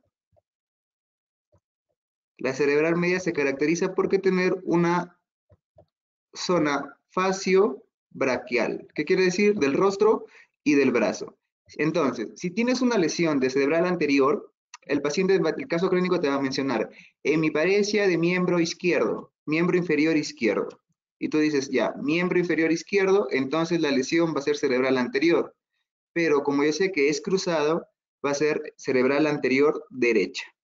Si te piden hemiparesia de miembro inferior derecho, la clínica es miembro inferior derecho, yo sé que es cruzado. Ahora, quiero saber qué arteria. Si me dice miembro inferior, va a ser cerebral anterior izquierda. Si te dicen hemiparesia de miembro superior derecho, braquial, superior derecho, tú vas a decir clínica lado derecho, la lesión está en el lado izquierdo. Entonces va a ser cerebral izquierda. ¿Pero cuál cerebral? Media, porque tiene afectación braquial. Eso es muy importante, chicos, con respecto al músculo de Penfield, lo más rescatable. Muy bien. Ahora, nosotros tenemos principales vías somáticas, las sensitivas. Aquí tenemos, para repasar a grosso modo, dolor y temperatura, tacto ligero y presión, que es la vía espinotalámica, ¿ok? Tanto la anterior como la lateral. ¿Cuál es importancia? Porque nos va a dar termoalgesia, ¿ok? Termoalgesia y lo que es el dolor, teóricamente. Porque ya se ha demostrado que en las terminaciones libres también hay temperatura, pero clásicamente se menciona así. Y el tacto discriminativo es el tacto por la vía del hemisco medial. ¿Recuerdan en su clase de anatomía el famoso fascículo de Gol y de Burdach? O famoso fascículo grácil y cuneiforme, es por la vía del menisco medial. Te va a dar el tacto discriminativo, el tacto epicrítico. ¿Cuál es la diferencia entre el tacto epicrítico y el tacto protopático que te da la vía espinotalámica? Es cuando, el mejor ejemplo que te puedo poner es cuando tu sobrinito te pide una propina y tú no le quieres dar la moneda de 5 soles, le das la de 50 céntimos. ¿Y qué haces con el bolsillo? Tanteas. Ese es el tacto epicrítico, el tacto fino. En cambio, el tacto burdo es sentir algo, pero no sabes exactamente qué estás tocando, a grosso modo. No te olvides que la tercera neurona va a ser el núcleo ventroposterior y la segunda neurona en la vía del dolor es la sustancia gelatinosa y en el tacto ligero y presión es la sustancia marginal. ¿Ok? Que forman los fascículos de Lisao y el fascículo de Fowis respectivamente. Y en el tacto discriminativo tienes los núcleos grácil y cuneiforme, ¿no? Los famosos. Gol y Burdach, que se da del tacto de la propia sección de miembros superiores y miembros inferiores. ¿Y quién recoge la propiocepción del rostro? Es un par craneal que vamos a verlo posteriormente. Ahora, con la vía sensibilidad muscular, yo quiero que recuerdes por la vía espinocerebelosa. Y es muy importante, porque en los usos musculares nosotros no solamente tenemos motoneuronas alfa, que son las motoras, también tenemos las gamma. Y me interesa que sepas, que recuerdes las gamma, porque van a estar en los usos musculares, en unas fibras intrafusales, que van a enviar eferencias por la vía espinocerebelosa a la corteza del cerebelo. ¿Y para qué? Para dar el tono. ¿Qué quiere decir el tono muscular? Para que cuando tú estás ahorita viendo este video no te caigas, es involuntario. Ese es el tono muscular por las motoneuronas gamma, que se encuentran en las fibras intrafusales, también en las bolsas nucleares tipo 1, si me equivoco. Eso es lo más importante. Y aparte, ¿por qué es importante? Por la clínica del cerebelo. Recuerda que el cerebelo primero te va a dar lo que es afectación de tono muscular, de la metría y de la ataxia. Primero que pierdes, metría, ¿no? El mejor ejemplo, cuando empiezan a tomar alcohol, ¿qué pasa primero? Empiezas a hablar más suave, la palabras se te corren, eso es lo más característico. Luego viene la ataxia y posteriormente viene el último, que es la pérdida del tono muscular. Pasamos a la siguiente. Y quiero que recuerdes las áreas de Brodmann, es muy importante. Ahora, siempre te van a mencionar en neurología o en neurocirugía las famosas áreas hemisferio dominante o hemisferio no dominante. Es importante, recuerda que el hemisferio dominante es el lado izquierdo. ¿Y qué pasa con los pacientes zurdos? Usualmente también es en el lado izquierdo, no hay problema en ese sentido. Y el hemisferio no dominante es en el lado derecho. ¿Por qué? Porque va a haber alteraciones en cada hemisferio, sea dominante o no sea dominante, te va a dar clínica muy característica. Y yo quiero que tú recuerdes esto porque son datos muy importantes. Ahora, en el lóbulo frontal tenemos el área 4, que es la área motora primaria, la área 6, que es la motora secundaria, y esto me importa, la área 8, los movimientos oculares. ¿Por qué? Porque si bien recordamos la exposición dada anteriormente, esta parte está irrigado por la cerebral media. Está irrigado por la cerebral media. Y es importante porque una lesión de cerebral media te puede causar una denominada hemianoxia homónima contralateral, igual que una cerebral posterior. ¿Y cómo lo diferenciarías clínicamente? Por la mirada, por la desviación de la mirada.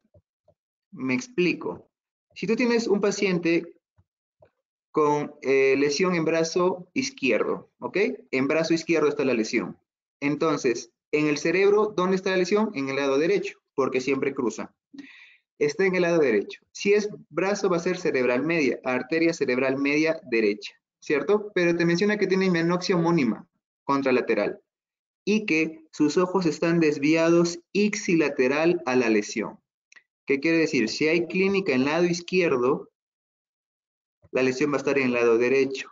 Entonces, el paciente va a estar mirando ipsilateral a la lesión, más hemianoxia homónima contralateral. Ese es el dato de cerebral media, porque la cerebral posterior también te puede causar hemianoxia homónima contralateral, pero sin desviación de la mirada, ipsilateral. ¿Ok? Eso es importante. En el área 44 tenemos el área de Broca, es el área motora, ¿no? La que me está permitiendo ahorita articular las palabras, área motora. Ahora, nosotros tenemos síndromes prefrontales y prerrolándicos. ¿Son importantes? Obvio que sí. Lo que yo quiero que recuerdes es que el síndrome prefrontal, cuando hay una oclusión de la cerebral anterior bilateral, te causa la famosa apatía, abulia, inhibición frontal, inhibición de esfínteres.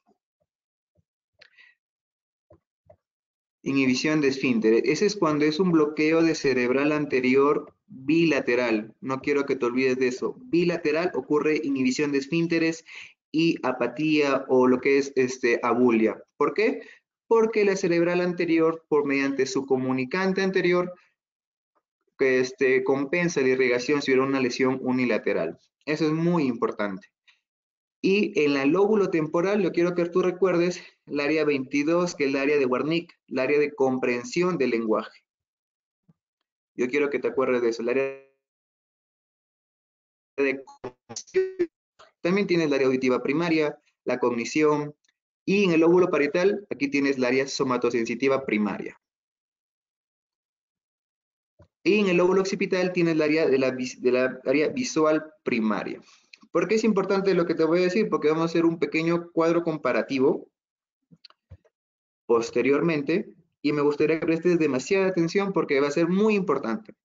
Lo que siempre te van a hacer diferenciar es entre el lóbulo temporal y el lóbulo occipital. El lóbulo parietal. El lóbulo parietal. Entonces, ¿qué te menciona?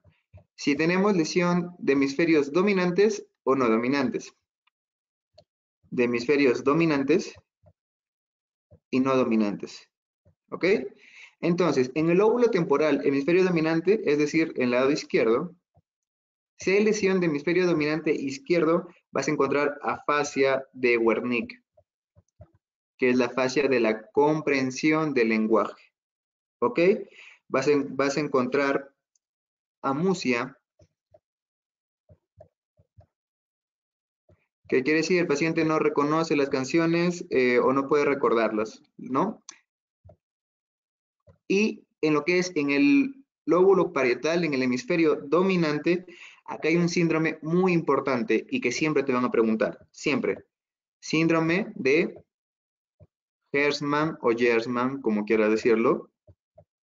Y tiene una característica este síndrome de Gerstmann, que está en la lesión parietal del hemisferio dominante izquierdo. Se va a encargar de agrafia, ¿ok? Agrafia más agnosia digital más desorientación derecha-izquierda. ¿Qué quiere decir agrafia? El paciente no puede escribir. ¿Qué te quiere decir agnosia digital? No reconoce sus dedos. ¿Qué te quiere decir desorientación derecha-izquierda? No sabe diferenciar el lado izquierdo y el lado derecho. ¿Ok? Eso es lo más importante. Y en el hemisferio no dominante del lóbulo temporal, aquí tienes alteraciones espaciales, básicamente. Y en el parietal, aquí tienes heminegligencias. Heminegligencias derecha e izquierda. ¿Ok? Es falta de atención por un lado derecho o izquierdo dependiente de la lesión. Encuentras dos cosas, asomatognosia, asomatonoxia, y encuentras lo que es anosognosia. Anosognosia. ¿Qué es importante? La asomatognosia no reconoce su hemicuerpo, ¿ok? La otra mitad. Y la anosognosia no reconoce su déficit. ¿Qué quiere decir? El paciente, tú le puedes estar señalando algo y te decir, sí, sí lo veo, doctor. Y decir, usted está enfermo. No, doctor, yo estoy bien, tranquilo. Eso es anosognosia. Y asomatognosia no reconoce su otro hemisferio, ¿ok? Eso es lo más importante. Y ahora, yo quiero que tú recuerdes, esto es muy importante y siempre te van a preguntar en neurología, en neurocirugía, en oftalmo, que la primera rama de la carótida interna es la arteria oftálmica, ¿ok? Y la arteria oftálmica te va a dar ramas muy importantes. Te va a dar la rama central de la retina y te va a dar las ciliares posteriores. ¿Por qué es importante? Porque la central de la retina va a irrigar de las 10 capas de la retina las 8 capas superficiales. Y las ciliares posteriores, estas ciliares posteriores van a irrigar las 2 capas profundas de la retina. ¿Y cuáles son las 2 capas profundas de la retina? Son el epitelio pigmentario y la capa de conos y bastones. ¿Ok? Esta es la capa de la retina. ¿Por qué es importante? Porque cuando tú tengas o leas o hayas leído el famoso TIA,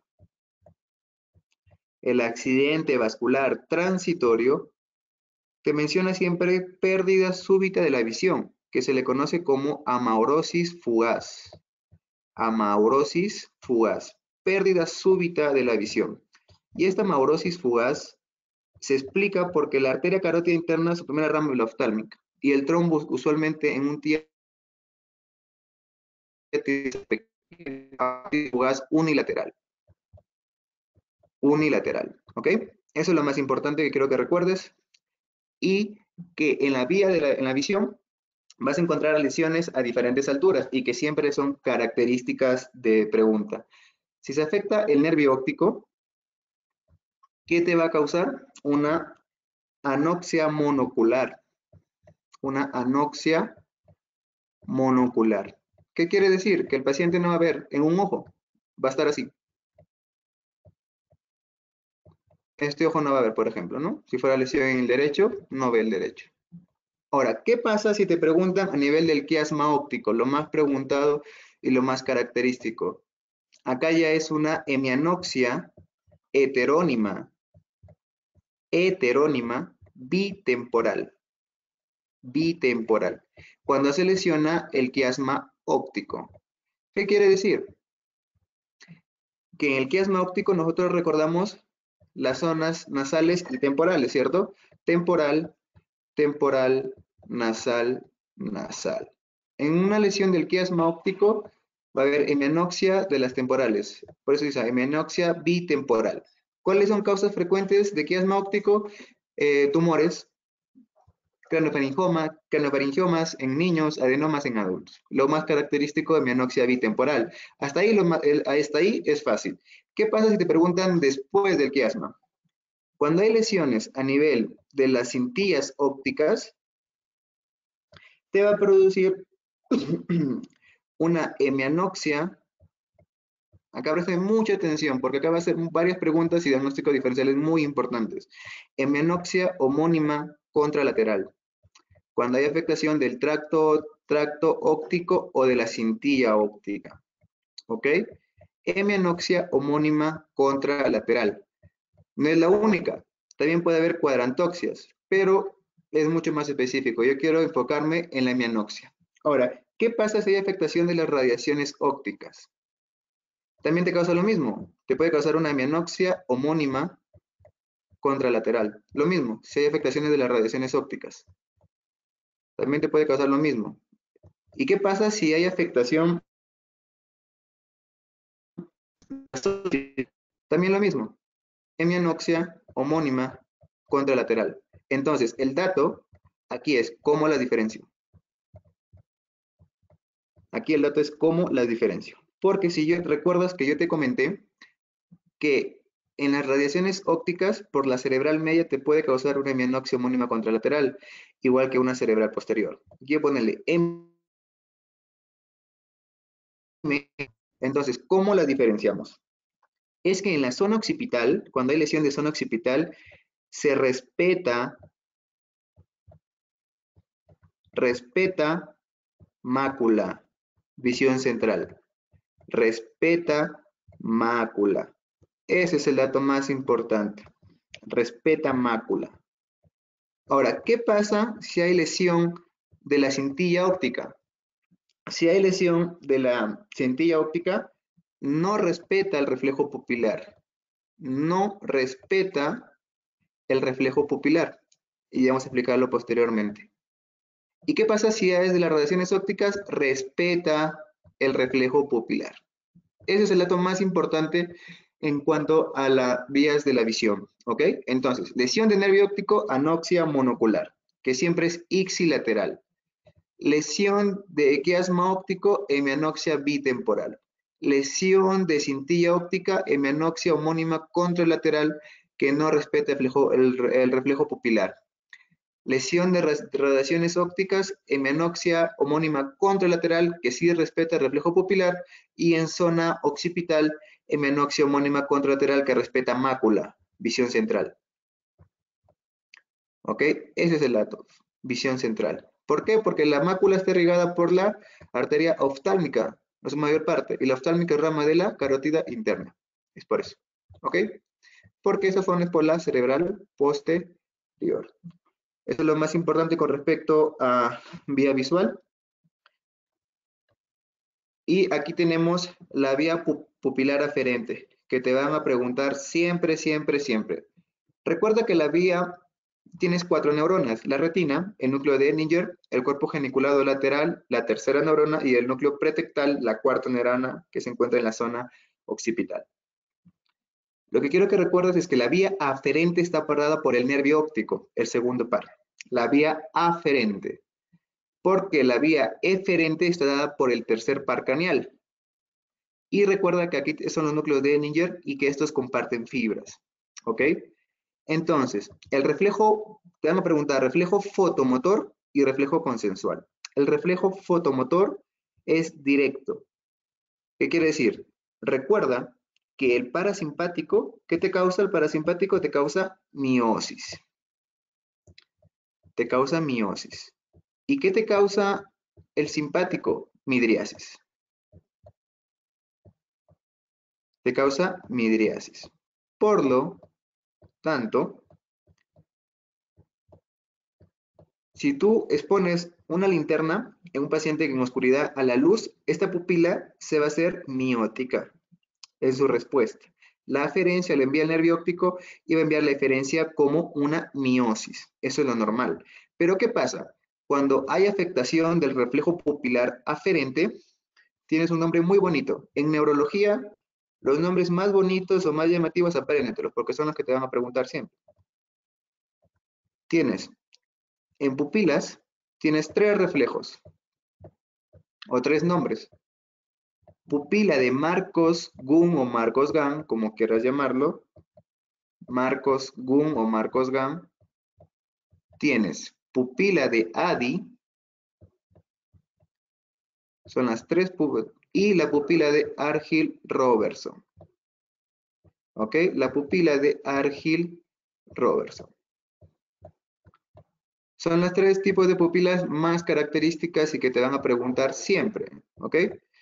Y lo que quiero que tú recuerdes es que la pupila de Marcos-Gann o Marcos-Gunn es el reflejo pupilar aferente.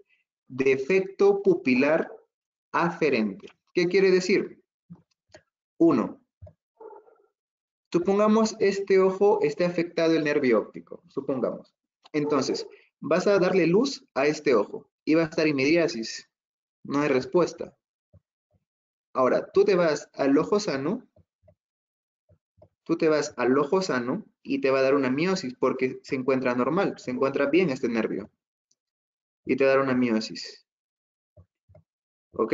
¿Y qué pasa cuando tú regresas al ojo enfermo? Te da una dilatación falsa. Una dilatación falsa de midriasis. Y te explico por qué. Cuando tú aplicas la luz a este ojo, por cómo se conectan estos ganglios, este ojo también va a tener miosis. Y entonces, al estar conectados, va a dar miosis. ¿Qué pasa cuando dejas la luz y manda el reflejo y genera la que es una dilatación falsa? ¿Ok? Eso es lo más característico de la pupila de Marcos-Gunn o Marcos-Gunn. Lo que yo quiero que recuerdes es que la de Addy es muy rara, ¿ok? Y la de Addy se caracteriza porque es una midriasis bilateral, ¿ok? Es una midriasis bilateral. Y la pupila de Arkell-Robertson es muy rara encontrarlo porque se relaciona con sífilis y en el síndrome de Parinot, ¿ok? Con sífilis y con el síndrome de Parinot. Eso es a grosso modo. Y aquí vamos a ver lo que es el reflejo pupilar. Y quiero que mires muy bien a este video. Y quiero que lo mires con mucha atención. Vamos a ver si puede poner. No, aparentemente no se puede reproducir. Pensé que se podía. No, no se puede reproducir. Bueno, chicos. Quería poner el video, pero aparentemente no se puede reproducir. Qué raro se puede. Bueno, en fin. Continuamos. Ahora tenemos el polinomio de Willis, que ya fue mencionado. Y lo que quiero que recuerdes es que de la arteria vertebral te va a dar la posterior inferior, que es la arteria pica. ¿Ok? No te olvides, la pica. Muy importante. La pica es bien importante. ¿Ok? Luego tienes que la misma arteria vertebral te va a dar la espinal anterior y la espinal posterior. Tampoco te olvides de la espinal anterior. ¿Ok? Se juntaban las vertebrales y te daban la basilar, ¿cierto? La basilar te daba una arteria cerebrosa anterior-inferior, también llamada AICA, y la cerebrosa superior, también llamada ASCA. ¿Ok? La denominada ASCA. Muy bien. Ahora, pasamos a la siguiente diapositiva. En la vía piramidal. A grosso modo te digo que la vía piramidal va a salir de la área 5, de las 6 capas del cerebro, va a pasar por la cápsula interna, por su brazo posterior, ¿ok? Por su brazo posterior. Y a nivel de la decusación de las pirámides, van a ser contralaterales un 90%. Eso es a grosso modo lo que yo quiero que tú recuerdes. Pero si hay un 90%, el 10% se hace ipsilateral. Y estos van a los músculos axiales. ¿Ok? No olvides de eso. Y la cápsula interna, ¿por qué el brazo posterior? Porque arteria está irrigada por la cerebral media. No te olvides, cerebral media. Muy bien. Y vamos a ver irrigación, vamos a ver ahora los síndromes neuronales más importantes. Cuando tú tienes lesiones de arterias ramas superficiales, vas a tener síndromes unilaterales, bilaterales o de tronco común. Lo que yo quiero que recuerdes, cuando es cerebral anterior unilateral, que pienses en hemiparesias crurales, ¿ok? Crurales. Y no te olvides que la cerebral anterior irriga más la cara medial del encéfalo, los 2/3 anteriores aproximadamente. Y cuando hay lesión de cerebral anterior bilateral, incontinencia o inhibición de esfínteres. ¿Qué más hay? Abulia. ¿Qué más puede haber? Esto es importante. Apraxia de la marcha. Apraxia de la marcha. Eso es lo más importante. ¿Por qué? Porque va a haber un síndrome o una triada. Bien preguntada en neurocirugía. La triada de Hawkins-Adams. Esta triada de Hawkins-Adams se encuentra dada en una hidrocefalia normotensiva, usualmente después de un accidente cerebrovascular como un HCA. Triada de Hawkins-Adams. ¿Y qué contiene esta triada?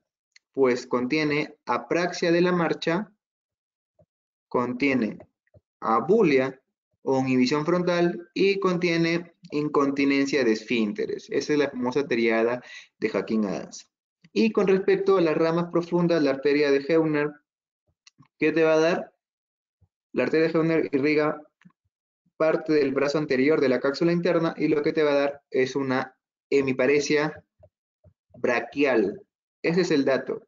Yo sé que la cerebral anterior tiene predominio crural, pero lo más llamativo de Heuner es que te va a dar una hemiparesia braquial. Eso es el dato importante. ¿Ok? Y bueno, acá hay un video, pero creo que tampoco se va a poder reproducir.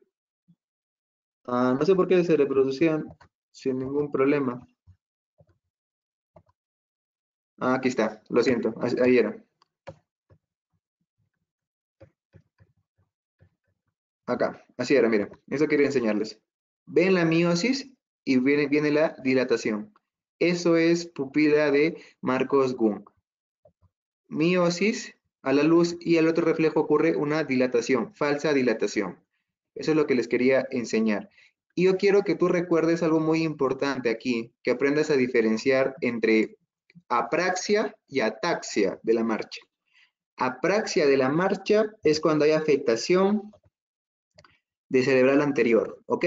Cuando escuches la palabra ataxia de la marcha es cuando es de lesión cerebelosa, no te olvides. Y esto es una ataxia.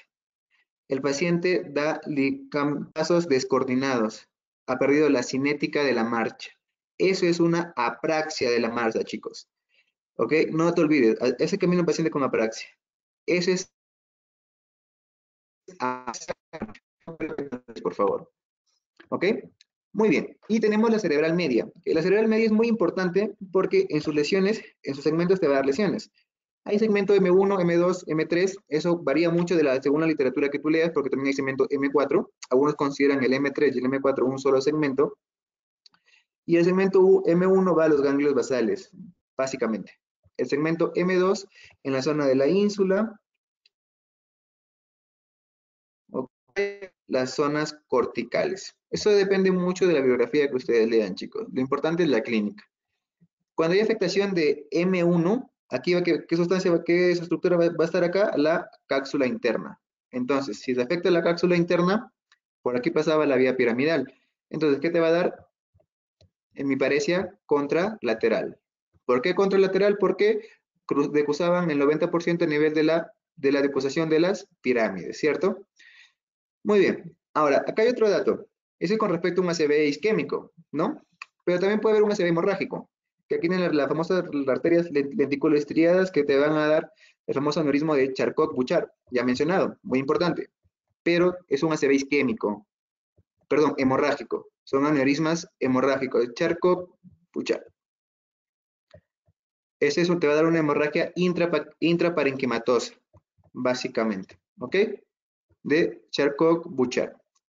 Ahora, también te va a mencionar cuando veas en neurología sobre los famosos infartos lacunares. Los infartos lacunares van a ser de dos tipos, de lipohialinosis y de lo que son de necrosis fibrinoide. El lipohialinosis es en una HTA crónica. Es de una HTA crónica. Es una HTA crónica. Crónica. Y la necrosis fibrinoide es una HTA malignizada. Es una HTA malignizada. ¿Ok? Que eso es con respecto al infarto lacunar. ¿Ok? Lacunar. Y otro dato, el lacunar es netamente sensitivo, no te da clínica motora, por si acaso, si les preguntaran. Y el Charcot-Bouchard es un ACV hemorrágico. ¿no? Intraparenquimatoso, hemorrágico. Y el segmento M3, lo que más me importa ahorita, quiero que recuerdes, es que su rama superior irriga la área de Broca y la rama inferior te irriga lo que es Wernicke. No te olvides de eso, porque si te preguntan de cerebral media su clínica, tienes que saber si es rama superior en el segmento M3 que te da fascia de Broca o si es rama inferior y te da fascia de Wernicke. ¿Ok? Muy bien. Ahora, con respecto a la cerebral posterior es muy exquisita y tiene ramas interpedunculares, paramedianas interpedunculares, tálamo perforantes, tálamo geniculadas y tienes lo que es ramas occipitales. Con respecto a las arterias interpedunculares, estas zonas te van a irrigar al tercer par craneal, al cuarto par craneal, al fascículo longitudinal medial, al menisco medial. Y si se afecta esta zona, a ver, básicamente te van a decir, a lesión de arteria cerebral posterior, te van a mencionar síndrome de Weber, a secas, es lo más común. Pero si quieres ser más exacto y más fino, lesión de las arterias interpedunculares, ¿ok? Que te da el famoso síndrome de Weber. ¿Y cómo es la clínica del síndrome de Weber? Te va a dar lesión, va a afectar al tercer par craneal y te va a dar una hemiplegia contralateral. Y si te da afectación del tercer par craneal, el síndrome de Weber se caracteriza por ptosis palpebral, por midriasis, y por estrabismo divergente. Estrabismo divergente. Ahora, cuando hablamos ya de pares craneales oculares, yo quiero que recuerdes esto. Tienes 6 pares, ¿cierto? El recto superior, recto medio, recto interno, recto lateral, oblicuo superior, oblicuo inferior. Cada uno está irrigado por cierta arteria. Acuérdate los más cortos. El recto lateral se encuentra irrigado por el sexto par. ¿Ok? Y el oblicuo superior se encuentra irrigado por el cuarto. Eso quiero que recuerdes. ¿Ok? Ahora, otra cosa que quiero que recuerdes, y el resto es netamente tercero, pues, ¿no? Yo quiero que recuerdes que el recto interno jala para adentro, así, lo más práctico posible. El recto interno te jala para adentro y el recto externo te jala para afuera. ¿Ok? Entonces, si se lesiona el tercer par, ¿qué se va a afectar? El recto interno. Entonces, si ya no jala para adentro, ¿qué músculo va a estar actuando? El recto lateral. Y te va a jalar para afuera. Y al jalarte para afuera, tu mirada va a ser así. Y ese es el estrabismo divergente. Cuando digan estrabismo convergente, es cuando se afecta el sexto par, porque si se afecta el sexto par, ¿quién va a jalar para adentro ahora? El recto interno. Y el paciente va a mirar para acá. Y es cuando te miras la punta de la nariz, así básicamente. Y ese es estrabismo convergente. ¿Ok? Eso es lo que quiero que no te olvides. Divergente. Ahora, en las paramedianas interpedunculares, lo que irrigan básicamente es glándula pineal. ¿Ok? Y síndrome de Weber es el más característico. Siempre te van a mencionar paciente con hemiplegia contralateral y con ptosis palpebral, midriasis y un estrabismo divergente. ¿Qué lesión está? A seca cerebral posterior. Más fino, interpedunculares. ¿Ante qué síndrome? Síndrome de Weber. No te olvides, de Weber. Y te pongo un dato importante o curioso. Hay una hernia, la hernia de Kernoghan o Kernoghan. Esta hernia de Kernoghan es lo más parecido a Weber, pero el dato es que la midriasis y la hemiplegia son ipsilaterales. ¿Ok? Son ipsilaterales. Ese es un datito.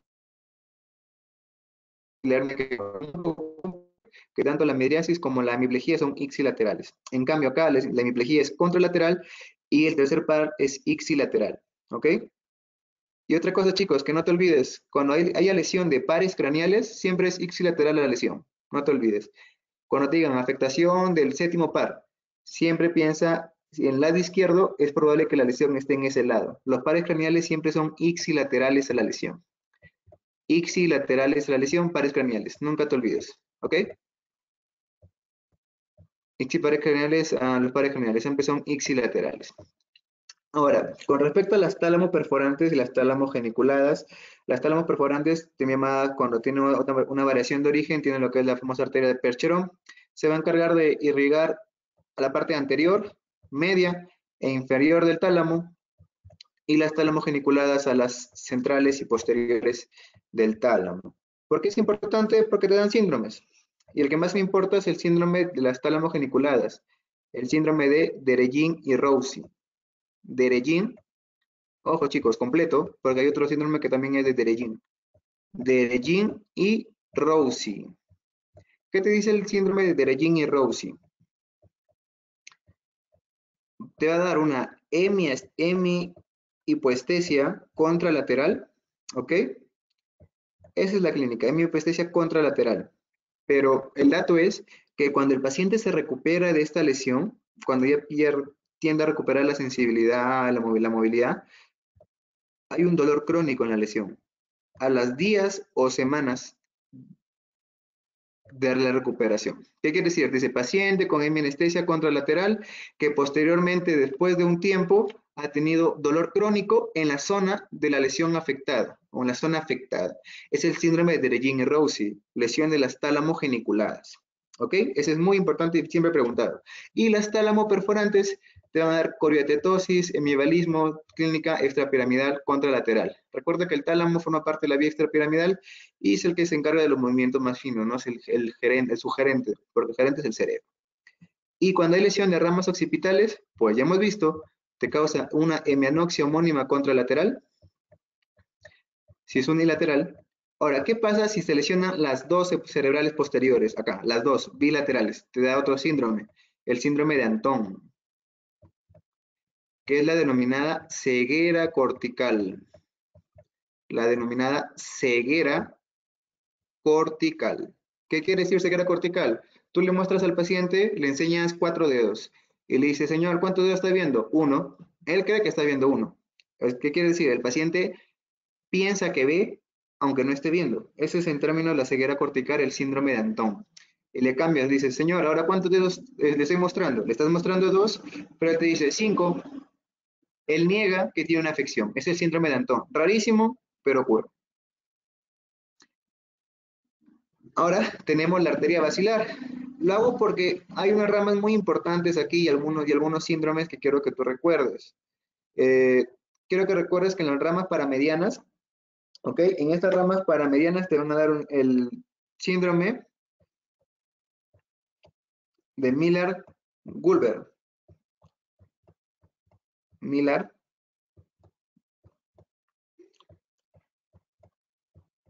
¿Ok? En las ramas paramedianas, a grosso modo lo voy a mencionar porque no es parte del tema, pero son síndromes muy importantes. El síndrome de Miller-Gulber, las ramas paramedianas te van a irrigar lo que es la vía piramidal, el sexto par y el séptimo par craneal. Entonces, si te afectan estas zonas, ¿qué clínica te va a dar? Si te afecta la vía piramidal, te va a dar una hemiplegia contralateral. Si te afecta el sexto par, ¿qué estrabismo te va a dar? Un estrabismo, ya lo hemos visto anteriormente, un estrabismo convergente. Estrabismo convergente. Y parálisis facial, ¿no? Afectación del séptimo par, parálisis facial, de tipo periférica. Eso con respecto a las ramas paramedianas. ¿Qué pasa cuando hay lesión bilateral? El famoso síndrome del enclaustramiento. Los que han visto alguna vez Doctor House, hubo un caso donde el paciente estaba consciente, pero es por lesión bilateral de la arteria basilar, básicamente acá, en el extremo más distal. En el surco bulbo-protuberancial ocurre lo que es el síndrome del enclaustramiento. El paciente razona todo, pero solamente tiene movimientos oculares, pero los verticales. Los horizontales no están presentes, los verticales. El paciente está pléjico, totalmente. En las ramas circunferenciales tienes las cortas y tienes las largas. Las largas son la arteria cerebelosa anteroinferior y la cerebelosa superior. La anteroinferior también llamada AICA y la cerebelosa superior la famosa ASCA. ¿Ok? ¿Te dan clínica cada una? Sí, sí te lo dan. Si hay lesión de la cerebelosa superior, te va a dar una clínica cerebelosa ipsilateral más una hemianestesia contralateral. Si te das de la anteroinferior o la AICA, te va a dar lo que es lo mismo, más lesión de séptimo par y octavo par. Eso es con respecto a la arteria basilar. Y un dato que en el síndrome de aclastamiento te va a causar esto, que es muy importante. Miren. ¡Tarán! El bobbing ocular. Y miren al paciente.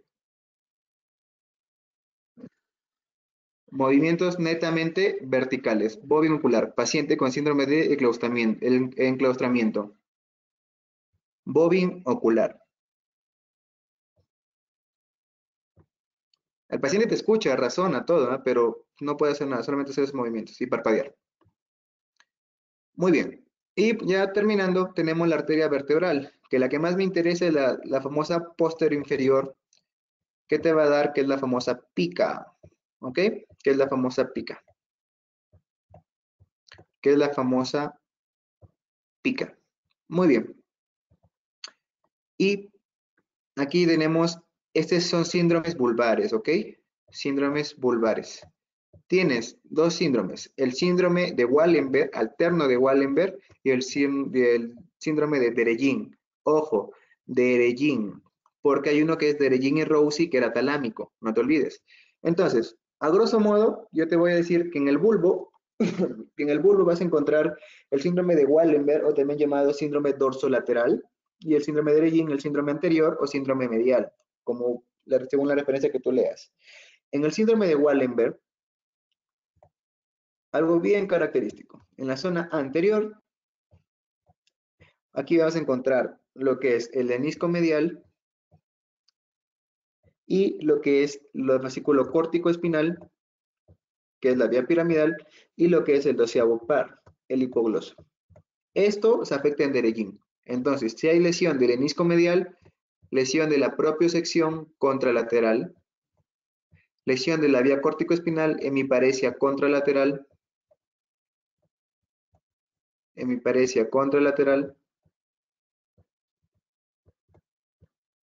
y afectación del hipogloso, desviación de la lengua hacia el lado de la lesión. Eso es básicamente Deregin. Y Wallenberg es el resto. ¿Ok? Yo quiero que recuerdes que en Wallenberg no hay hemiparesia. Hemiparesia no hay. ¿Ok? No hay hemiparesia en Wallenberg. Yo quiero que recuerdes eso. No hay hemiparesia. Pero tiene mucha clínica Wallenberg. Tú lo vas a estudiar en forma, si son ipsilaterales o si son contralaterales.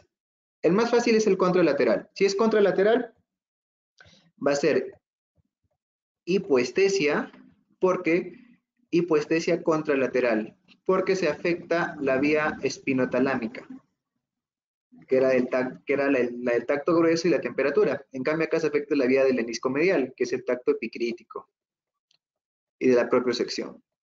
Y ipsilateral, pues tienes bastantes cosas para ver acá. Vas a encontrar afectación, disfonía, disfagias, por afectación del núcleo ambiguo, que tiene el 9 y el 10. ¿Ok? ¿Qué más vas a encontrar? Síndrome cerebeloso ipsilateral. Síndrome cerebeloso ipsilateral. Y este síndrome cerebeloso ipsilateral, creo que recuerdo la palabra ataxia. ¿Ok? Ataxia. ¿Qué más vas a encontrar ipsilateral en Wallenberg? Vas a encontrar Horner, síndrome de Horner. Y el síndrome de Horner, ¿por qué se caracteriza el síndrome de Horner? Se caracteriza por una enoftalmos, por una ptosis palpebral, por una anhidrosis y por una miosis. Pero quiero que recuerdes que Horner no es característico de Wallenberg. Horner es un síndrome simpático, en realidad, que se encuentra dado por un tumor de Pancoas, que es en el pulmón, de la cadena simpática. Ese tumor de Pancoas que se encuentra en el ápice pulmonar, en la vía simpática, va a afectar el ganglio cilioespinal que manda su eferencia al ojo. Y por eso te da enoftalmos, miosis, ptosis palpebral. pero es por un tumor de Pancoas, ¿ok? Cáncer de pulmón. Y te da un signo semiológico muy característico, el signo de la tecla, para los que han visto Neumo, signo de la tecla. Y sin desviarse, en lesiones ipsilaterales de Wallenberg, también del quinto par. Pero esta afectación del quinto par, como yo les comentaba, es la sensibilidad propioceptiva de la cara. Entonces, si tú tienes un paciente con pérdida de la temperatura, afectación del lado derecho, la pérdida de temperatura va a ser en la cara del lado izquierdo, si es en Wallenberg, porque son ipsilaterales en la lesión. Horner ipsilateral, hipoestesia contralateral. ¿Ok? Y aquí te voy a mostrar un video para que no quiero que confundas nunca lo que es ataxia con apraxia. ¿Ok? Son cosas muy diferentes, chicos. Con esto ya estamos culminando. Miren este. Con la derecha. Miren, la metría. Dedo, nariz. Miren. Esa es la metría. Y miren con la mano izquierda.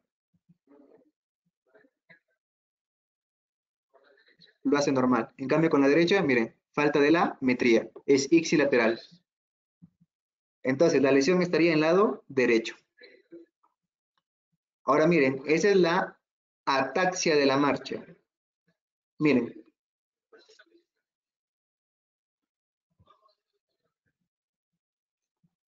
Esa es ataxia de la marcha, chicos. A diferencia de la apraxia de la marcha, que ya hemos visto. Y miren la diadococinesia.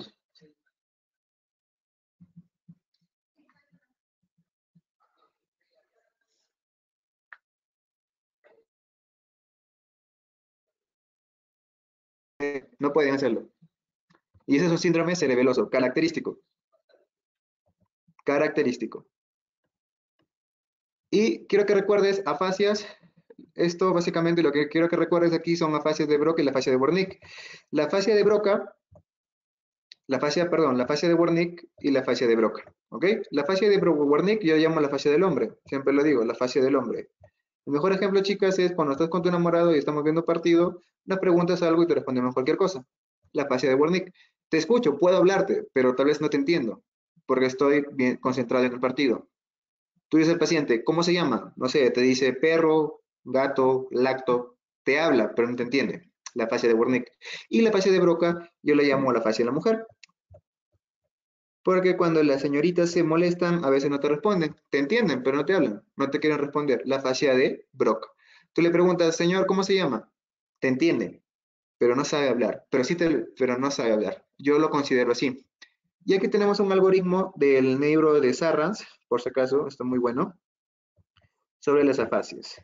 Tienes afasia de Broca y de Wernicke. Cuando se juntan las dos, es afasia global. Si hay una afasia global, es lesión de qué arteria? Cerebral media. ¿Pero en qué segmento? En el tronco común. Sería segmento M1 o M2. Y lo más importante de esto es la repetición. ¿Ok? La repetición. Porque también tienes afasias transcorticales motoras y sensitivas. La única diferencia es que la repetición en la sensitiva está presente y en la de Wernicke no. Y en la transcortical motora igual. La repetición está presente, pero en la afasia de Broca no. Y luego tienes otra fascia de anómica y fascia de conducción. La fascia de conducción es básicamente cuando al paciente tú le dices, repítame estas palabras, nada más. Y la de anómica es cuando tú le dices, le señalas, ¿qué está viendo? Por ejemplo, le enseñas tu lapicero y no sabe qué está viendo. No te lo puede. Esa es la fascia anómica. La fascia de conducción, cuando tú le repites al paciente, repite estas tres palabras, no puede repetirlas. Esa es la fascia de conducción. Afasia transcortical sensitiva, el paciente te puede repetir las palabras. Ese es el dato.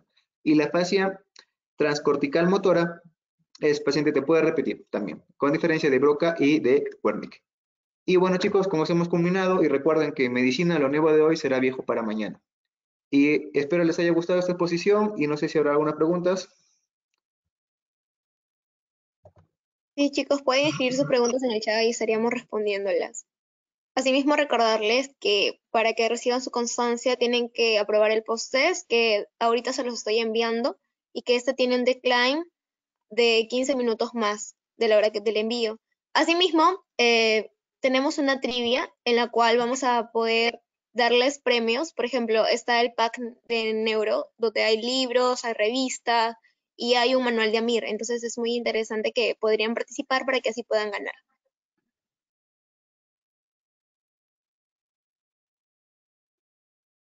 Agradecerle a los dos ponentes, que de verdad la ponencia ha estado muy bien y creo que todos nos llevamos esta grata satisfacción de haber entendido estos temas. Si no hay ninguna pregunta, chicos, me escriben, me confirman en el chat. Bueno, chicos, no se olviden, me pueden seguir en Instagram como Dr. Juanca. Y bueno, nos estaremos viendo en una próxima oportunidad.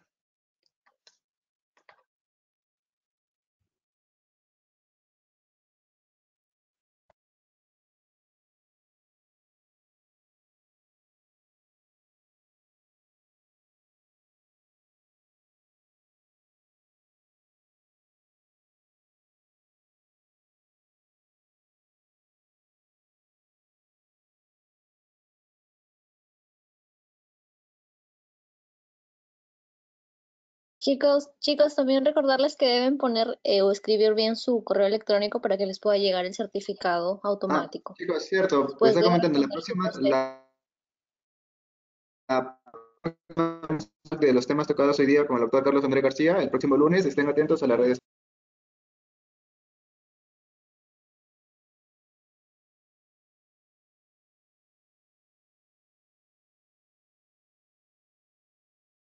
Bueno, chicos, le vamos a estar enviando las redes sociales de los doctores a los grupos. Muchas gracias, en serio, y nos esperamos ver en otra oportunidad. El link de post ya lo envié al grupo, entonces eso es todo. Muchas gracias. La ponencia va a ser subida en YouTube. Buenas noches.